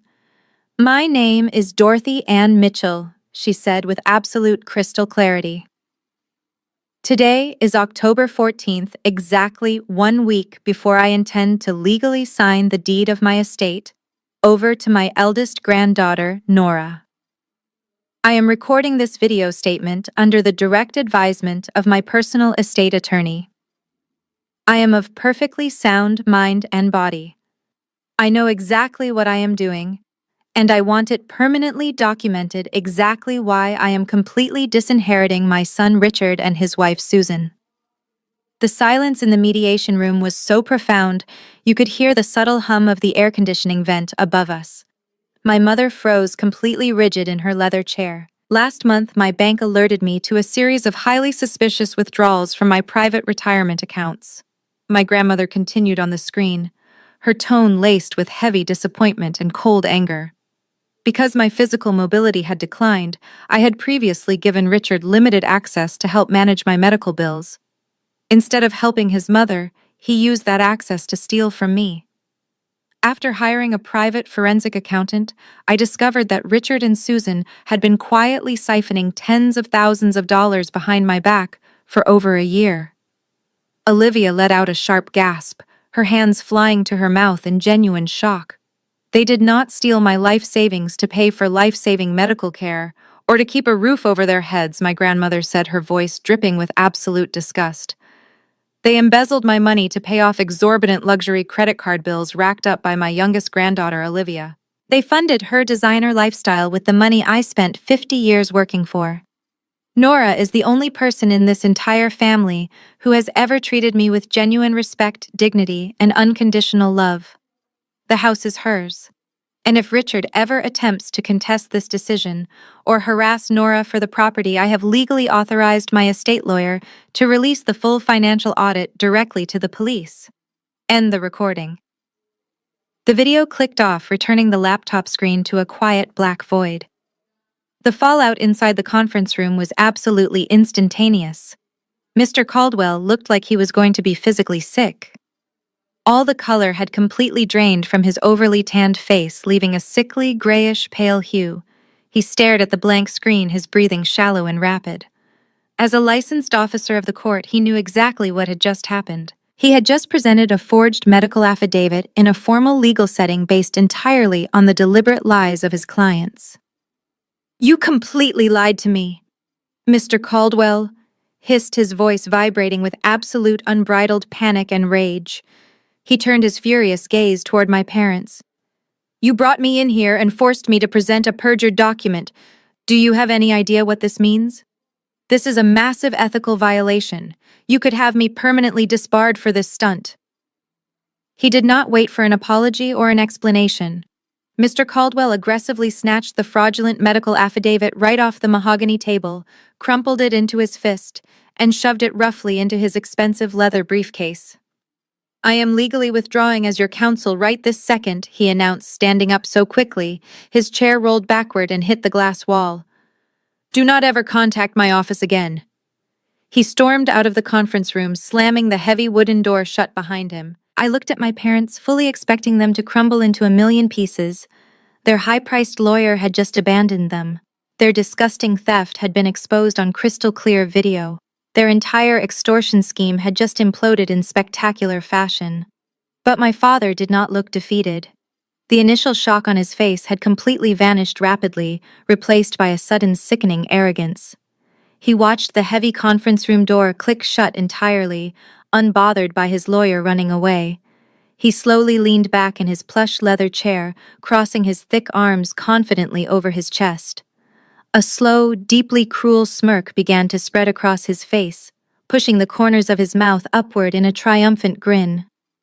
"Fine," my father said, his voice dripping with condescending amusement. "The old bat recorded a video. The deed is perfectly legal and the house belongs to you. So what? You still completely screwed up Nora." I stared at him, genuinely confused by his sudden drastic shift in demeanor. He had just watched a crystal-clear video of his own mother explicitly calling him a thief. His highly expensive attorney had just stormed out of the conference room, completely terrified of being disbarred for submitting forged documents. By all logical metrics, my parents had just lost their entire legal standing. Yet my father was sitting there, leaning back in his chair, grinning, like he had just drawn a winning hand at a high-stakes poker table. My mother quickly recovered from her initial shock as well. Her rigid posture relaxed, and she mirrored my father's deeply cruel smile. She reached over and gently patted Olivia's hand silently, assuring my sister that their grand extortion scheme was far from over. "You always thought you were the smartest person in the room, Nora," my father said casually, adjusting the gold cufflinks of his blazer. "You work in high-level finance. You manage massive corporate stock portfolios and crunch complex numbers all day. But you know absolutely nothing about local real estate law." I kept my expression perfectly neutral, though my mind was rapidly racing through every single document I had reviewed and signed during the closing process. "What are you talking about?" I asked, keeping my voice entirely flat.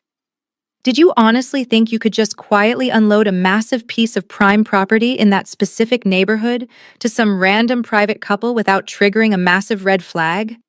My father chuckled. He shook his head slowly, looking at me as if he were talking to an incredibly naive child. "Your grandmother's estate is not just a standard residential lot. It sits directly in the center of the Oak Creek Historical District." He leaned forward, placing his thick forearms on the polished mahogany table. His eyes were gleaming with pure malicious intent. "That neighborhood is fiercely protected by a very strict set of municipal preservation bylaws. You cannot just sell a designated historical landmark to private residential buyers without securing specialized zoning permits and gaining explicit approval from the City Historical Society." "And you bypassed all of that," my mother chimed in, her voice dripping with venomous delight. "You were in such an incredible rush to sell the house behind our backs and hide the cash that you completely ignored the city zoning regulations. You just grabbed the first buyer who offered you the money." My father held up a thick finger, emphasizing his point to ensure I understood the absolute severity of my supposed mistake. "The city ordinance regarding historical properties is incredibly brutal, Nora. When an illegal residential sale of a protected landmark occurs, the local government has the absolute legal authority to step in and immediately seize the property. They take the house right out from under the new buyers. And worse, they slap the seller with a massive punitive fine equal to 60% of the total sale price. I let his words hang in the quiet conference room. 60% of $900,000 was over $500,000. Do the math, sweetheart, my father sneered, practically vibrating with triumphant energy. The city will legally fine you over $500,000. The naive couple you sold it to will immediately sue you for breach of contract and demand their $900,000 back the second the city seizes their new home. You do not just lose the money you made from the sale. You will be buried in millions of dollars of insurmountable legal debt for the rest of your natural life. Olivia let out a soft, delighted laugh, admiring her sparkling diamond ring again. You should have just given me the money when I asked for it, Nora. Now you are going to be just as broke and desperate as I am. You see, we did our own extensive research over the holiday weekend. My father continued, thoroughly enjoying the sound of his own voice. When we realized you had actually finalized the sale last Friday, we knew exactly what you had done. We knew you sold it to a young couple looking for a residential home, and we knew you failed to file the historical preservation paperwork. We knew the entire transaction was completely vulnerable. We gave you a generous chance to make this right in the parking lot, my mother said, her polite facade returning with a sickening sweetness.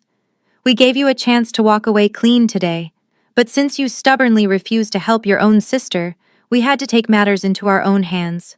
We could not just sit back and let you profit from stealing our family legacy. My mother leaned entirely across the heavy wooden table. Her eyes were dark, calculating, and completely devoid of any maternal warmth. She looked at me not as her daughter, but as a defeated enemy she had finally crushed into the dirt. We reported your illegal sale to the City Housing Authority this morning. Susan smiled wickedly. They are already drafting the official seizure documents and the financial penalty notices. You are going to lose the money anyway. We made sure of it. The echo of my mother's malicious threat hung heavily in the air of the sprawling conference room. They sat there radiating absolute smugness, genuinely believing they had played the ultimate trump card. My father was practically glowing with toxic pride, convinced his brilliant understanding of local zoning laws had successfully trapped me in an inescapable financial nightmare. My mother was already looking at me with the supreme satisfaction of a victor standing over a conquered enemy.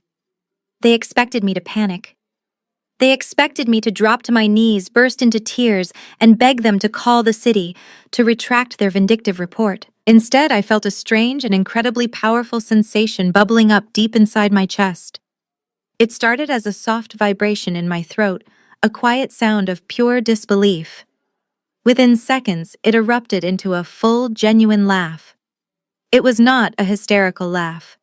It was a cold, sharp, echoing sound of absolute elation that bounced off the glass walls of the room. It was the laugh of someone who had just watched their enemies willingly walk directly off a massive cliff. My father's smug grin instantly vanished. The triumphant glow completely drained from his face, replaced by a deep, unsettled confusion. He gripped the armrests of his heavy leather chair, his knuckles turning white. My mother's confident posture faltered. She sat up rigidly, her dark eyes darting nervously between my face and my attorney Rebecca, who was sitting beside me with a quiet, knowing smile. Even Olivia stopped admiring her expensive diamond ring and shrank back into her seat, suddenly realizing that the atmosphere in the room had drastically shifted. "What is so funny?" my father demanded, his voice suddenly lacking all of its previous booming authority. "Are you having a complete mental breakdown? You are about to lose over $500,000 to the municipal government and you sit there laughing like a lunatic." I slowly caught my breath, letting the final remnants of my laughter fade into a wide, chilling smile. I looked directly into my father's confused eyes, feeling a rush of absolute power. "You actually reported the property sale to the City Housing Authority this morning?" I asked, intentionally verifying their confession one more time. My mother lifted her chin defensively. "We certainly did. We made sure they knew a residential transfer had taken place without the proper historical society approvals. The seizure process is already in motion. You cannot stop it." "Thank you," I said, my voice completely smooth and dripping with genuine gratitude. "I sincerely mean that. You just saved my legal team a massive amount of tedious administrative paperwork." Getting the city officials to manually review and update the district zoning registry usually takes weeks of constant phone calls. By reporting the sale as an urgent emergency, you effectively force them to fast-track the entire review process. You did me a massive favor today. My father stared at me, his heavy jaw hanging slightly open. What in the world are you talking about? You violated a strict city ordinance. There is no fast-track review. There is only a severe punitive fine and immediate property seizure. You cannot sell a protected historical landmark to a private couple without state approval. You are absolutely right about the local preservation laws. Dad, I replied, leaning forward and resting my forearms on the polished mahogany table. But you made a massive fatal assumption. You spent your holiday weekend desperately digging through public property records trying to find a way to destroy me. You saw a pending transfer on the county website, and because you always assume I am as foolish and careless as your precious golden child sitting next to you, you immediately assumed I made a massive legal error. You assumed I just handed the keys over to a random family looking for a nice suburban place to live. I reached down into my structured leather briefcase. I pushed past the court injunction files and pulled out a thick, heavy stack of documents securely bound by a blue legal cover. It was stamped heavily with official state seals and notarized signatures. The weight of the paper felt incredibly satisfying in my hands. You see, I manage multi-million-dollar corporate portfolios for a living. I continued, my voice steady and commanding. I navigate complex commercial tax codes and municipal zoning regulations every single day. I do not make careless amateur mistakes. I held the thick document up in the bright recessed lighting of the conference room, ensuring they could clearly see the bold gold lettering on the front page. Then I tossed it casually onto the center of the table. It landed with a heavy, definitive thud right where their fraudulent medical affidavit had been just moments before. That is the actual authorized bill of sale, I announced, watching my father's eyes lock onto the paperwork in absolute terror. I did not sell the estate to a private couple for residential use. My father stared at the thick blue legal binder resting on the table as if it were a live explosive. He reached out with a trembling hand and flipped open the heavy cardstock cover to the very first page. His eyes rapidly scanned the dense legal text, desperately searching for the names of the naive young couple he had fully expected to find. Instead, his gaze locked onto the bold, capitalized letters listed under the purchaser agreement section. Read it out loud, I instructed, leaning back in my chair with absolute composure. Tell the room exactly who bought the estate. He swallowed hard, the muscles in his thick neck working nervously. It says J. A Urban Development Limited Liability Company, he muttered, his voice barely above a hoarse whisper. Exactly, I said, nodding slowly. I did not sell the property to a family looking to remodel the kitchen and plant flowers in the front yard. I sold it to a highly established and fully licensed urban commercial development firm. And under Section 4 of the Oak Creek Historical District bylaws, commercial entities purchasing land for community development projects are entirely exempt from the residential transfer penalties you were so incredibly eager to trigger. My mother practically leaped out of her chair. That is impossible, she shrieked, slamming her hands flat against the mahogany table. The estate is strictly zoned for residential use. You cannot just magically sell a residential property to a commercial firm without a massive public hearing. The city council would never allow it. I smiled, a deep feeling of immense satisfaction washing over me. You are absolutely correct, Mom. A sudden commercial sale would have definitely raised a massive red flag. That is why the rezoning process did not happen this month. It happened over a year ago. My parents exchanged a look of pure bewildered panic. While you two were busy ignoring my grandmother and stealing from her retirement accounts to buy Olivia more designer shoes she was actively planning for the future, I explained smoothly. She knew exactly how incredibly greedy and vindictive you both could be. She knew that the second she passed away, you would try to terrorize me for the property. So she asked for my help, and more importantly, she asked for Jamal's help. Olivia flinched at the sudden mention of her husband's name. Jamal, she echoed weakly. Yes, Jamal, I confirmed, fixing my cold gaze entirely on my sister. Your husband. The brilliant architect this family constantly belittled and disrespected. The man you just casually threw under the bus to cover up your own massive financial crimes. My grandmother deeply respected Jamal. She trusted his professional expertise. Over a year ago, she formally authorized Jamal to act as the lead project manager to quietly rezone her entire estate. My father looked like he was going to have a massive heart attack right there in his expensive golf blazer. He rezoned the property. Richard choked out his face, turning an alarming shade of dark red. He navigated the entire complex municipal bureaucracy flawlessly, I said proudly. Because the estate sat perfectly on the exact border of the newly expanding downtown commercial district, Jamal was able to successfully petition the city council to legally change the property status from residential to commercial community use. He filed all the proper environmental surveys, handled the historical preservation waivers, and secured the final permits, months before my grandmother ever signed the final deed over to me. By the time I put the property on the market last week, it was already fully cleared for commercial development. The absolute silence that followed was completely deafening. The realization that they had been entirely outplayed, not just by me, but by the very man they had spent years looking down upon, completely broke them. Their massive extortion plot was entirely ruined. The city was not going to seize the house. There would be no $500,000 fine. But Olivia, ever the entitled and financially illiterate golden child, stubbornly crossed her arms over her new Chanel suit. So what? She snapped, her voice shrill and desperate. You sold it to a company instead of a couple. It does not change the fact that you have $900,000 sitting in a frozen bank account. You still have to give me the money to pay off my bank loan. We still have you completely trapped in civil court. I looked at my sister, feeling nothing but profound pity for her sheer ignorance. I shook my head slowly, reaching out to tap the heavy blue legal binder resting on the table. You really do not understand basic real estate economics, do you, Olivia? I said softly. The $900,000 valuation you and Dad found online was strictly based on residential neighborhood comparisons. It was the estimated value for an old house that needed extensive cosmetic renovations.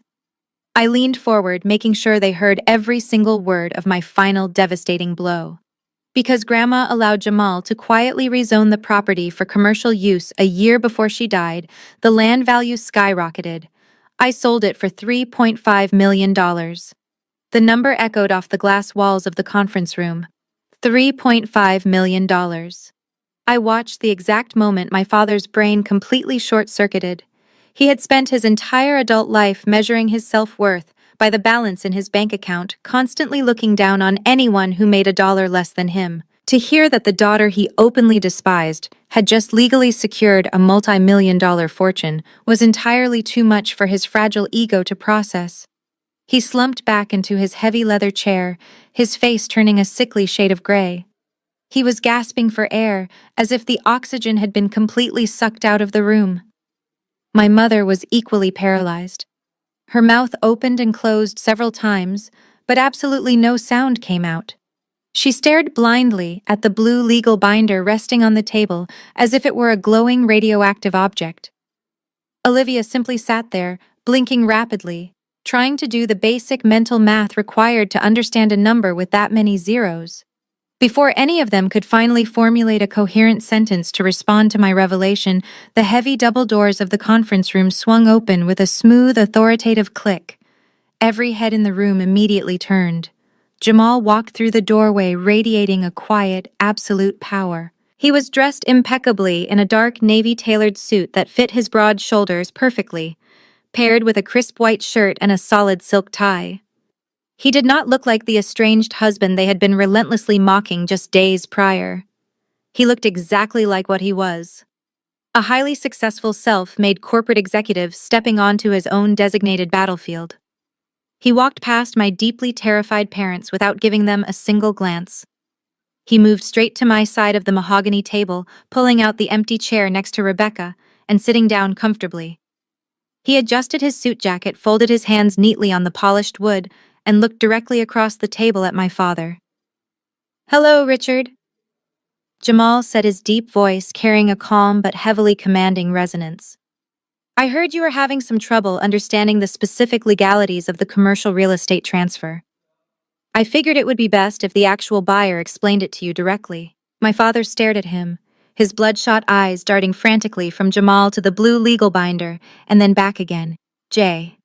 A. Urban Development.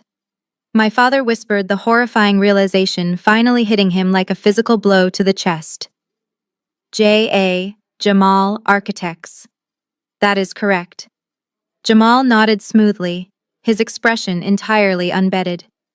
I am the founder and acting chief executive officer of the development firm that purchased the estate.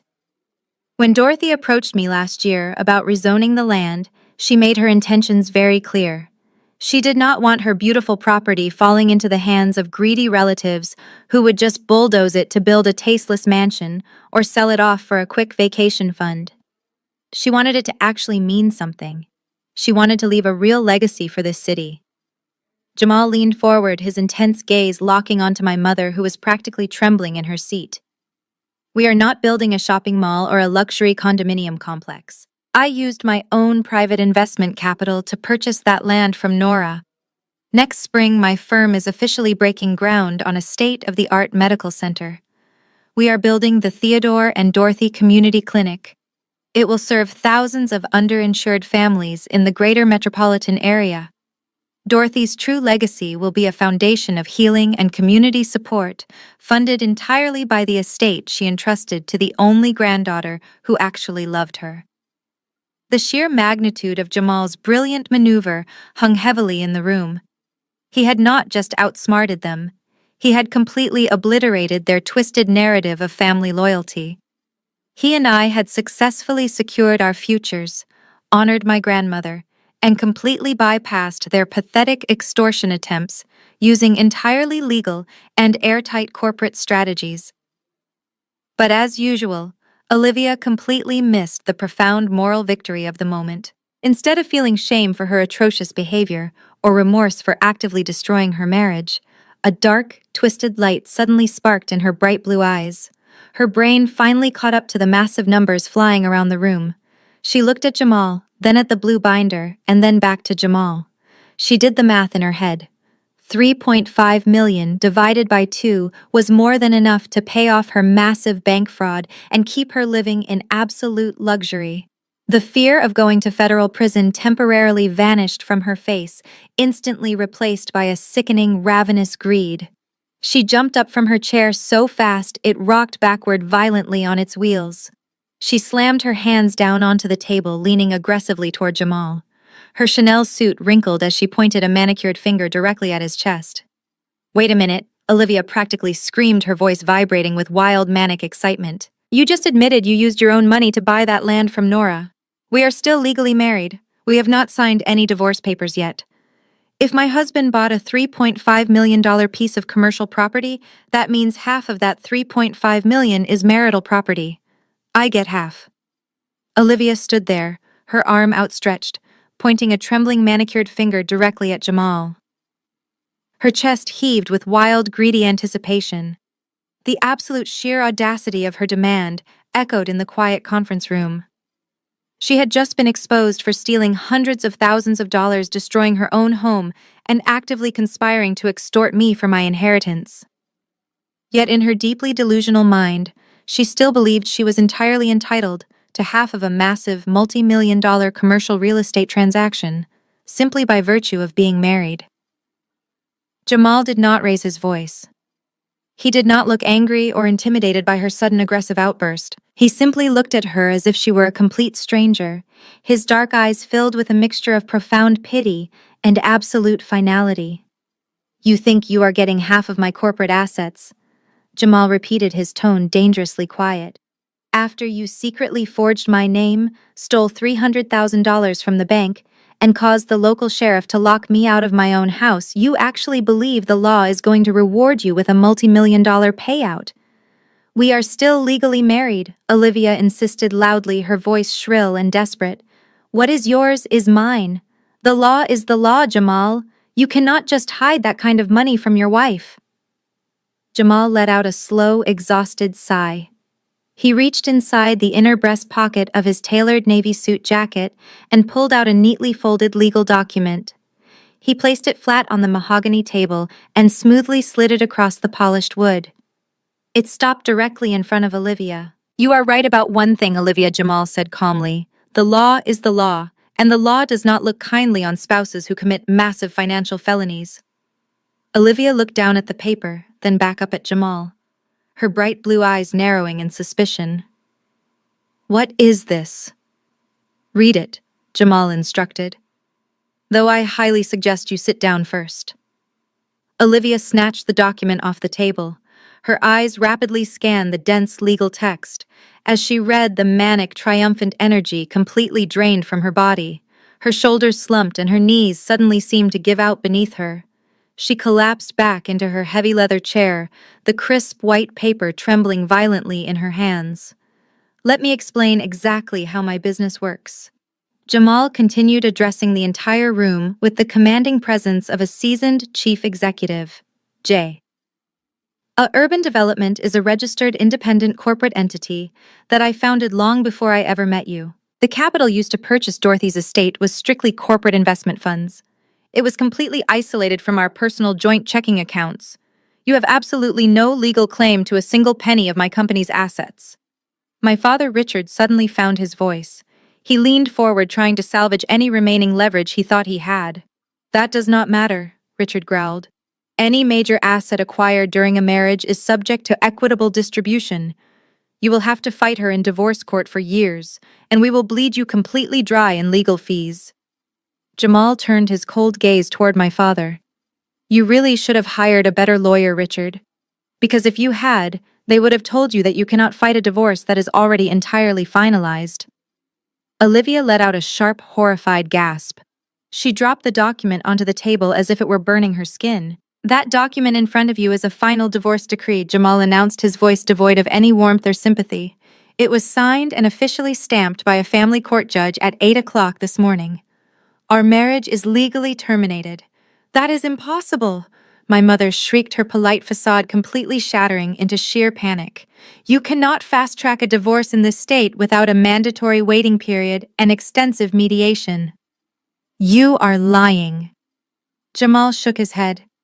You can completely bypass the standard waiting period when one spouse presents the court with irrefutable evidence that the other spouse engaged in severe financial fraud that actively endangers the innocent party. My legal team filed an emergency protective order the second the bank handed me that foreclosure notice. We provided the judge with the forged loan documents, the fake notary stamps, and the complete audit of your daughter's disastrous pyramid scheme investments. The judge immediately severed our financial ties and dissolved the marriage to protect my personal and corporate assets from her massive criminal liability. You waived your right to a prolonged settlement the absolute second you committed a federal felony against your own husband. You get absolutely nothing, Olivia. No alimony, no property settlement, not a single dime. The Chanel suit Olivia was wearing suddenly looked incredibly ridiculous on a woman who was about to lose absolutely everything. The heavy diamond engagement ring on her finger was no longer a symbol of wealth, but a glaring reminder of the massive lies she had told to maintain her fragile suburban illusion. The terrifying reality of her situation finally crashed down on her all at once. Her safety net was completely gone. Her husband had legally abandoned her. Her parents' grand extortion plot had spectacularly failed. She was entirely alone. Olivia buried her face in her hands and broke down completely. It was not the fake, manipulative crying from her viral social media video. It was a loud, ugly, visceral sobbing born from absolute sheer terror. She rocked back and forth in her chair, her perfectly styled hair falling in messy strands across her tear-stained face. I have nothing, Olivia screamed, her voice cracking in pure hysteria. I am $300,000 in debt to the bank. If I do not pay them the stolen money by this Friday, they are handing the case over to the federal prosecutor. I am going to prison. The sound of Olivia sobbing violently echoed off the thick glass walls of the conference room. It was a pathetic, gut-wrenching noise, the sound of a woman who had spent her entire adult life wrapped in a protective bubble of delusion, only to have it violently burst all at once. She sat slumped in her chair, her hands clutching the edges of the heavy mahogany table, as if it were the only thing keeping her from falling completely into the abyss. My father finally moved. He reached out a trembling hand and placed it on Olivia's shaking shoulder. It was a weak, completely useless gesture. He had spent decades fixing her mistakes, writing checks to cover her careless spending, and screaming at anyone who dared to hold her accountable. But he could not fix this. He could not scream at a federal prosecutor, and he certainly did not have $300,000 of liquid cash sitting around to buy her way out of felony bank fraud.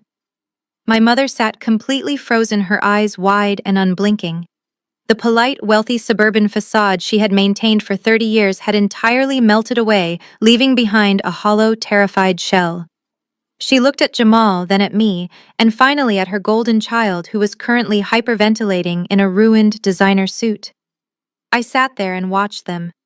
I did not feel a single drop of sympathy. I did not feel the crushing, toxic guilt that they had spent my entire life programming into me. I felt nothing but absolute cold clarity. Olivia wiped her tear-streaked face, smearing expensive makeup across her cheeks. She looked across the table at me, her bright blue eyes wide with sheer panic. "Nora." "Please," Olivia choked out, her voice dropping to a desperate, raspy whisper. "You have to help me. You have $3.5 million. You can afford to pay off the bank. If you just write them a check, they will drop the fraud charges. I will do anything. I will publicly apologize. I will tell your investment firm that the ethics complaint was a total lie. Just please do not let them send me to prison." My father nodded frantically, completely abandoning his previous arrogance. "We will retract everything, Nora. We will call your boss right now. Just pay the bank. Please save your sister." I looked at them, marveling at how quickly their vicious extortion had turned into pathetic begging, the absolute second they lost their leverage. I slowly unclasped my hands and reached into my structured leather briefcase one final time. "You are not going to federal prison, Olivia," I said, my voice perfectly level and calm. The loud sobbing instantly stopped. Olivia let out a massive, shuddering breath, her eyes lighting up with a sudden, desperate surge of hope. My mother let out a loud gasp of relief, pressing her hands over her heart. They genuinely thought I was caving. They thought the ingrained family loyalty they had constantly weaponized against me had finally kicked in, and I was going to use my new fortune to rescue the sister who had just tried to destroy my life. I pulled a single sheet of heavy stock paper from my briefcase. It was not bound in a blue legal cover like the property sale, and it did not have the glossy finish of a medical affidavit. It was a standard, highly official financial document printed with dense black ink. I placed the paper flat on the polished wood. With one finger, I slowly slid it across the center of the massive table. It glided smoothly, coming to a complete stop right next to the divorce decree Jamal had just given her. Olivia stared at it, her chest heaving. She was too terrified to pick it up, so she just leaned forward, squinting through her tear-blurred vision to read the bold heading printed at the top of the page. "It is a transfer of debt certificate," I explained, watching the fragile hope in her eyes slowly transform into deep, profound confusion. "I manage corporate wealth and navigate complex secondary financial markets for a living." I continued, my tone entirely professional, as if I were explaining a basic stock portfolio to a new client. "I know exactly how massive financial institutions operate. Banks absolutely despise holding on to toxic assets. When a massive loan goes into default, especially one severely tainted by felony forgery, where the physical collateral has already been completely seized, the bank writes it off as a total loss." Olivia shook her head, not understanding the financial jargon. "What does that mean?" "It means they do not want to waste their expensive corporate lawyers chasing a broke, unemployed woman for $300,000 she clearly does not have," I said bluntly. "So they bundle up that toxic debt and they sell it to third-party collection agencies. They sell it for pennies on the dollar just to clear the bad numbers off their quarterly ledgers and wash their hands of the entire mess." I stood up slowly, placing my hands flat on the edge of the table.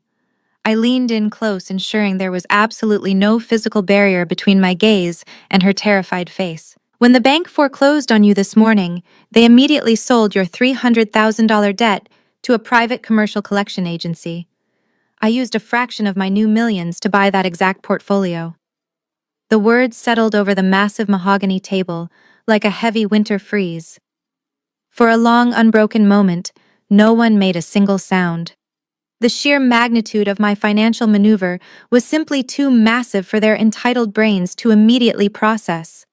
They had walked into this mediation room fully expecting to terrorize me into handing over my inheritance. Instead, I had legally purchased the very chains that were currently dragging my sister toward a federal prison sentence, and I was holding the keys tightly in my own hand. My mother was the first to break the deafening silence. She let out a sudden breathy laugh that sounded completely unhinged. She clasped her hands together, a look of desperate, wild relief washing over her pale face. "Oh, Nora," she cried out, tears of joy welling in her eyes. "I knew you would do the right thing. I knew you would not abandon your family. You bought the debt from the bank to cancel it. You forgave her loan and saved her from jail. I am so incredibly proud of you." I stared at my mother, genuinely marveling at her endless capacity for absolute self-delusion. Even after watching me systematically dismantle their entire extortion plot, she still genuinely believed I was the same compliant, desperate daughter who would sacrifice everything just to earn a tiny scrap of her approval. I did not forgive absolutely anything I said, my voice cutting through her frantic cheerfulness like a sharpened blade. My mother froze, her unnatural smile dropping instantly. "I am a professional investment manager." I continued, keeping my posture perfectly rigid. "I do not throw my capital away on bad investments, and I certainly do not run a charitable foundation for entitled thieves. I bought her debt portfolio from the collection agency because I wanted absolute, unquestionable control over the entire repayment process. I am not your savior. I am now the sole legal proprietor of her $300,000 liability." My father looked physically ill. His thick hands gripped the edge of the table so hard his knuckles were entirely white.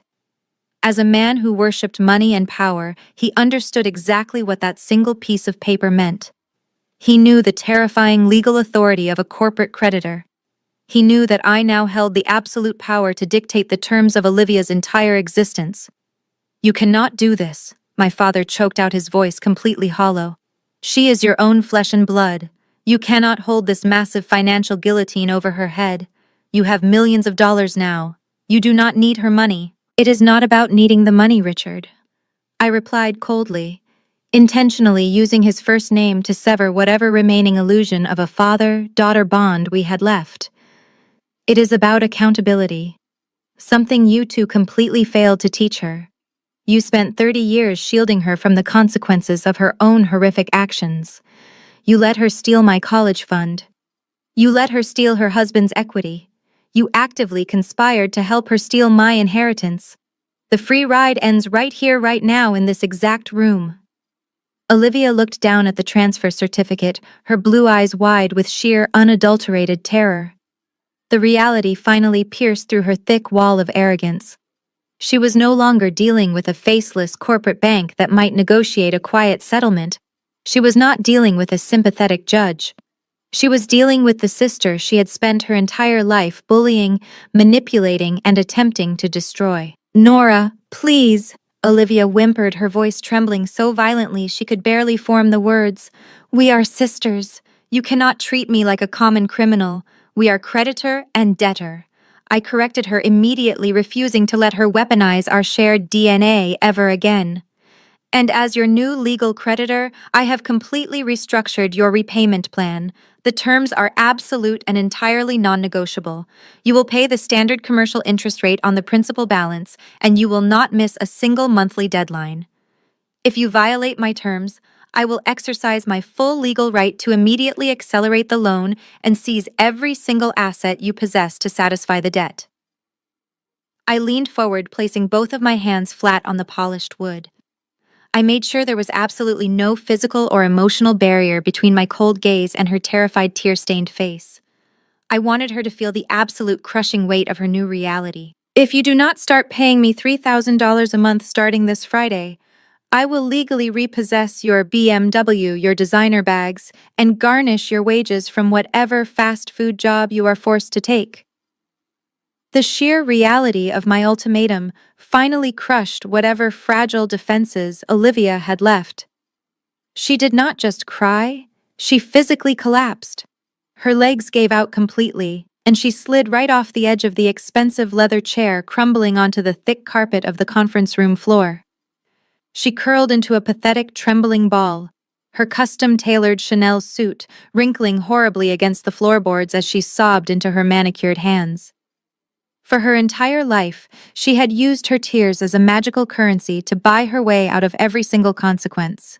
She had cried to get out of doing chores, she had cried to get expensive cars, and she had cried to steal my college fund. But right now, in the harsh fluorescent lighting of this legal office, her tears were completely bankrupt. No one was coming to rescue her. My mother could not handle the agonizing sight of her golden child suffering. The delusion she had carefully maintained for decades was actively shattering. She whipped her head around to face my father, her eyes wide and frantic with absolute sheer panic. "Richard, we have to do something right now," my mother pleaded aggressively, grabbing his thick forearm with both hands. "We cannot let her lose her car.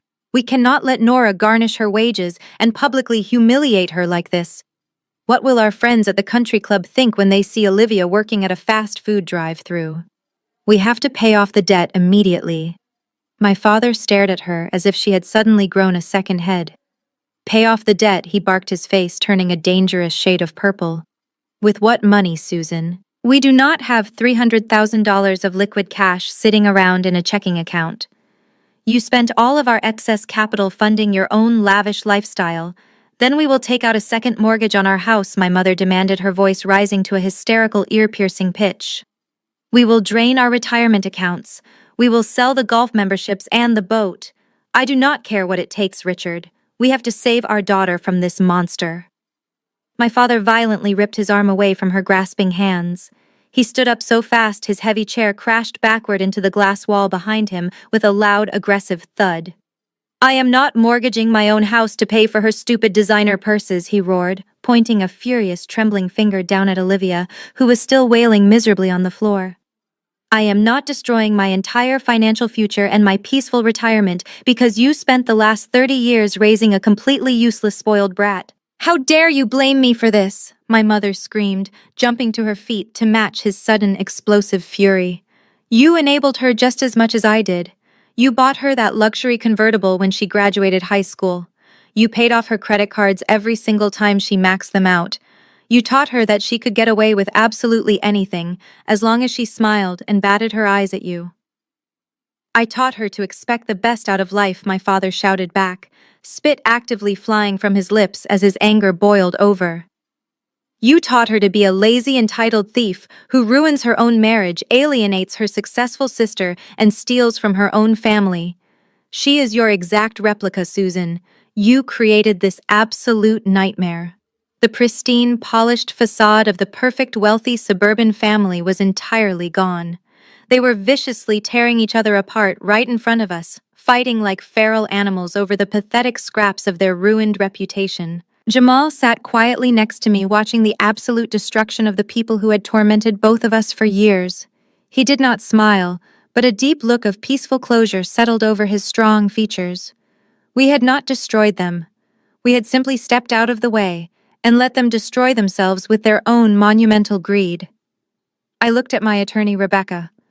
She calmly closed her sleek silver laptop and clicked the metal latches of her briefcase shut. The mediation was officially over. There was nothing left to discuss. I stood up slowly, pushing my chair back from the heavy mahogany table. I took a brief, deliberate moment to smoothly brush a small, invisible piece of lint off my tailored skirt. The subtle, entirely unbothered movement caught my father's attention. He briefly stopped screaming at my mother to look at me. He was panting heavily, his face covered in a cold, nervous sweat, his chest heaving with exhaustion. He genuinely thought the absolute worst was over. He thought the loss of the money was the final punishment. "By the way," I said, keeping my voice perfectly light and conversational over the loud, chaotic sound of Olivia sobbing on the floor. "My corporate human resources department received another email this morning. It was a direct message from Dr. Evans. He formally confessed to drafting the fraudulent medical affidavit under extreme duress. He detailed exactly how you blackmailed him over his illegal underground gambling debts to force him to commit perjury. And just so you know, he sent a copy of that exact same written confession directly to the district attorney." My father stopped breathing entirely. His eyes widened in absolute paralyzing horror as the reality of a massive felony blackmail charge finally hit him. "Have fun dealing with the police, Dad," I said smoothly. I turned my back on the screaming, the sobbing, and the total catastrophic collapse of my toxic family. Jamal stood up confidently beside me, and together, without a single backward glance, we walked right out the door. 3 months later, the bitter Chicago winter began to thaw into early spring, bringing with it a completely new reality for everyone involved. The catastrophic collapse of my family in that mediation room was not just a temporary emotional breakdown. It was the absolute permanent destruction of the wealthy suburban facade they had spent decades meticulously building. Once the dominoes started falling, they did not stop until there was absolutely nothing left. My father, Richard, quickly learned that the justice system does not care about your golf handicap or your country club status. The district attorney took Dr. Evans's written confession incredibly seriously. While my father managed to avoid actual prison time by accepting a massive, humiliating plea deal for felony coercion, the legal fees required to keep him out of a jail cell completely bled him dry. He had to hire a specialized criminal defense team, and those lawyers demanded exorbitant retainers up front. To cover the massive legal bills and the sudden loss of his corporate consulting contracts, my parents were forced to quietly sell their beautiful brick colonial house. There was no grand farewell party. They packed up their belongings in the dead of night to avoid the judgmental stares of their wealthy neighbors. They had to downsize to a cramped, outdated 2-bedroom apartment on the extreme outskirts of the city. My mother, Susan, was immediately excommunicated from her elite social circles. The women she used to sip expensive wine and gossip with simply stopped returning her calls. Her prestigious country club membership was quietly revoked due to unpaid dues and the lingering scandal. She now spends her days sitting in a tiny living room staring at peeling wallpaper, completely isolated and bitter. But their spectacular downfall was nothing compared to the brutal, grinding reality of Olivia's new life. Without Jamal's income, without my parents' financial safety net, and with the crushing weight of a $300,000 debt hanging directly over her head, my sister had to do something she had actively avoided for 30 years. She had to get a job. My legal team did not give her an inch of breathing room. The very Friday after the mediation, exactly as I promised, my asset recovery agents arrived at her cheap motel and legally repossessed her luxury BMW. We confiscated every single designer handbag and piece of custom jewelry she had purchased with the stolen bank funds, liquidating them at auction to cover the initial administrative costs of her loan. Left with absolutely no transportation and no assets, Olivia was forced to take a minimum wage retail job at a massive discount department store. The golden child who used to fly first class to Dubai and spend thousands of dollars on weekend spa retreats now spends 8 agonizing hours a day standing on her feet, folding cheap denim jeans and dealing with aggressively rude customers. She has to wear a stiff, scratchy polyester uniform instead of custom-tailored Chanel. Because she is legally obligated to pay me $3,000 every single month to keep her debt out of the hands of federal prosecutors, my attorney secured a ruthless wage garnishment order. The second Olivia's meager paycheck hits her bank account, my legal team automatically strips away 70% of it. She is left with barely enough money to rent a tiny, depressing studio apartment and buy cheap groceries. She takes the public bus to work in the freezing cold, entirely stripped of her unearned glamour and her toxic arrogance. One rainy Tuesday afternoon, exactly 3 months after I walked out of that law office, my cell phone screen lit up. I was sitting at my large mahogany desk in my new corner office reviewing a highly successful quarterly report. I glanced down at the incoming caller ID. It was Olivia. I knew exactly where she was calling from. She was probably sitting on a hard plastic chair in the dingy employee break room of her department store, massaging her aching feet during her brief 15-minute lunch break. She was likely staring at her heavily garnished bank statement, realizing she could not afford her heating bill for the month. I watched the phone vibrate silently on my desk. I knew she was calling to beg. I knew she wanted to cry, to apologize, to leverage our shared childhood, and to plead for a temporary reduction in her monthly payments. She wanted me to feel sorry for her. She wanted me to save her, just like everyone else had always done. I did not feel a single ounce of pity. I reached out and tapped the red button on the screen, sending the call straight to voicemail. If she stayed on the line long enough, she would not hear a warm, sisterly greeting. She would hear a crisp, highly professional automated recording, directing her to leave a message for my legal billing department. I placed my cell phone face down on my polished mahogany desk, completely blocking out the pathetic reality of my sister's desperate voicemails. I grabbed my tailored winter coat and headed out of the corporate high-rise, swapping my expensive office heels for a pair of practical steel-toed boots I kept in the trunk of my car. I had much better things to do with my afternoon than listen to a convicted thief cry about the severe consequences of her own terrible actions. I drove out to the exact spot where this entire nightmare had started, the Oak Creek Historical District. But the property did not look like the quiet, decaying residential estate my grandmother had left behind. The old brick house had been carefully and respectfully demolished weeks ago, the salvageable materials donated, and the debris responsibly cleared away to make room for the future. The air now smelled intensely of freshly turned earth diesel exhaust and wet concrete. Heavy machinery roared to life, their engines echoing powerfully across the massive empty lot. Jamal was already there, standing near the center of the highly active construction zone.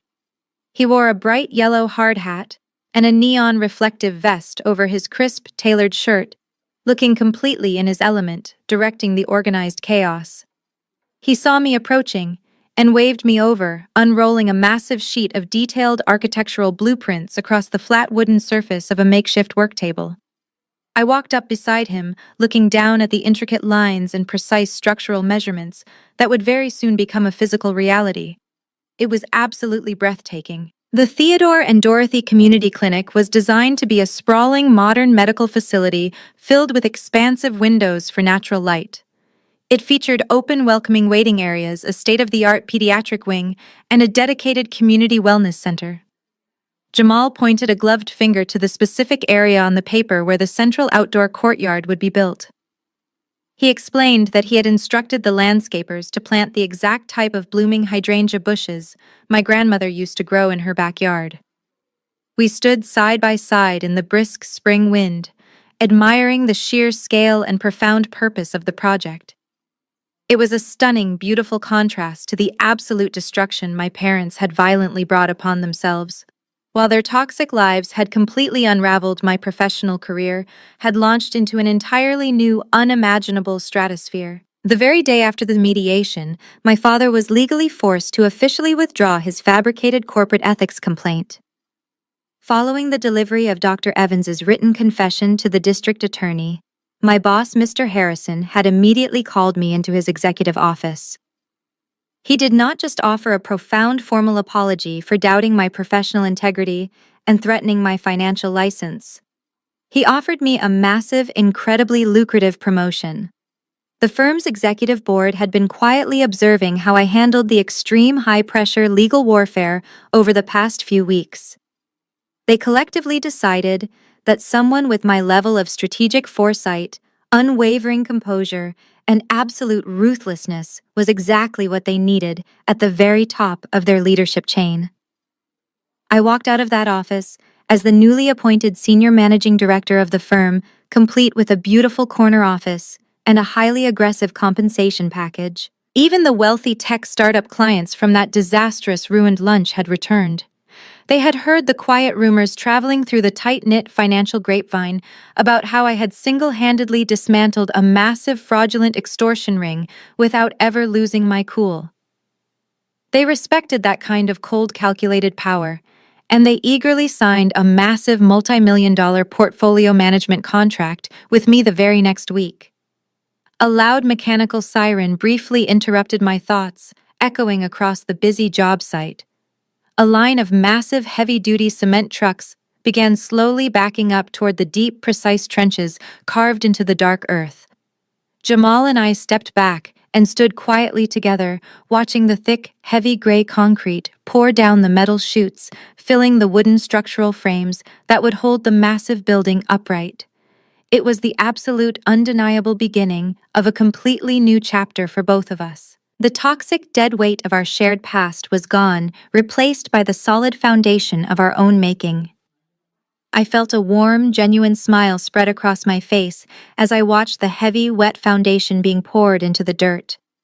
I took a deep, refreshing breath of the crisp spring air, feeling lighter than I had in over 30 years. I looked at the blueprints, and then at the rising concrete, finally realizing the ultimate truth about life. True legacy is never simply inherited, it is built.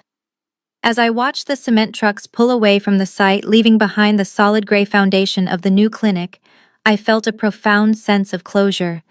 The war was officially over.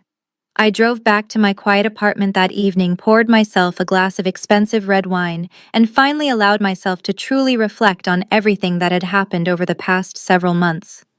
For my entire life, I had been cast in the role of the family scapegoat. I was the designated punching bag, the reliable backup plan, the daughter who was expected to quietly absorb the abuse and foot the bill, while everyone else received the applause. But standing in the aftermath of their absolute destruction, I realized that being the family scapegoat is actually a hidden blessing. It forces you to build your own strength because you know no one is coming to save you. For 33 years, I had been aggressively conditioned to believe that family was an unbreakable, sacred bond. Society constantly feeds us this dangerous narrative that blood is thicker than water. We are told that we must automatically forgive our parents and siblings for their horrible trespasses, no matter how deeply they cut us, simply because we share the same DNA. But that is a massive manipulative lie.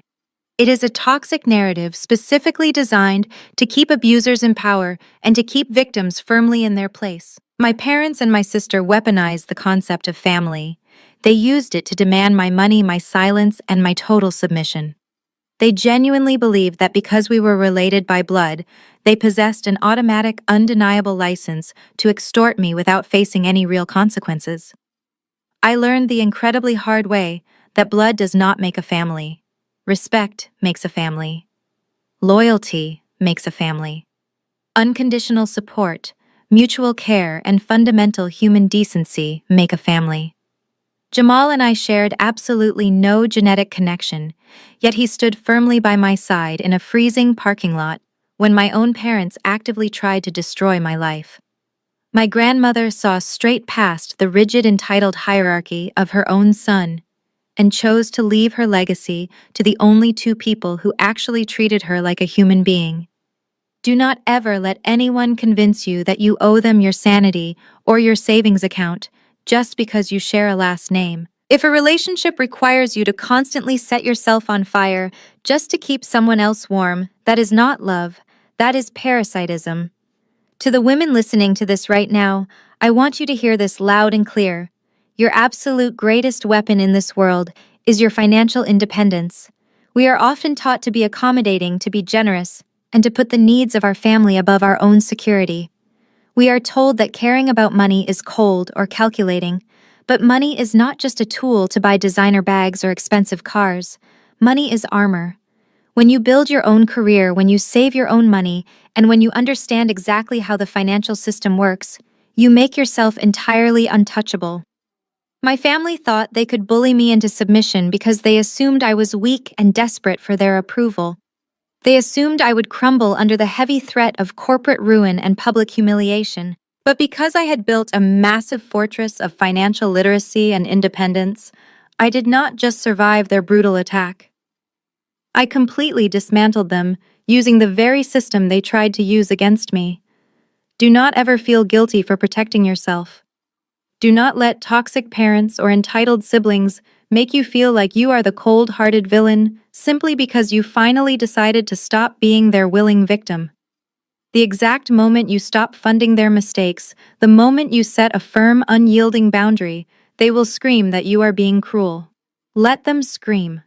Their anger is just the loud, pathetic sound of their control over you completely breaking. You are not responsible for saving grown adults from the severe consequences of their own terrible choices. You are only responsible for protecting your own peace, your own future, and your own life. Looking back at that chaotic Thanksgiving dinner, I do not feel a single ounce of regret. I do not wish things had gone differently. Every single moment of disrespect, every calculated lie, and every desperate threat was entirely necessary. It forced me to finally cut the rotting branches off my family tree. It forced me to step fully into my own absolute power. I lost my parents and my sister that weekend, but I gained an incredible future, a brilliant lifelong ally in Jamal, and a level of deep peace I never thought was possible. My grandmother's legacy is entirely safe, and so am I. Have you ever had to cut off toxic family to save yourself? Let me know in the comments. Don't forget to like and subscribe to hear more stories of revenge and rebuilding. Stay strong and keep your receipts. The most profound lesson to extract from Nora's incredible story of resilience is that toxic loyalty should never override your right to self-preservation, and financial independence is your ultimate armor. Society frequently pushes the narrative that family bonds are sacred and unbreakable, implying that we must endure endless disrespect, manipulation, or even financial exploitation simply because of shared DNA. However, this story powerfully dismantles that dangerous myth. It teaches us that true family is defined by mutual respect, unwavering support, and basic human decency, not by a biological obligation to endure abuse. Nora's journey illustrates the absolute necessity of setting ironclad boundaries. You are never obligated to set yourself on fire just to keep toxic relatives warm, nor are you responsible for saving grown adults from the devastating consequences of their own reckless, illegal choices. When enablers shield someone from accountability, they do not protect them. They create an entitled, destructive force.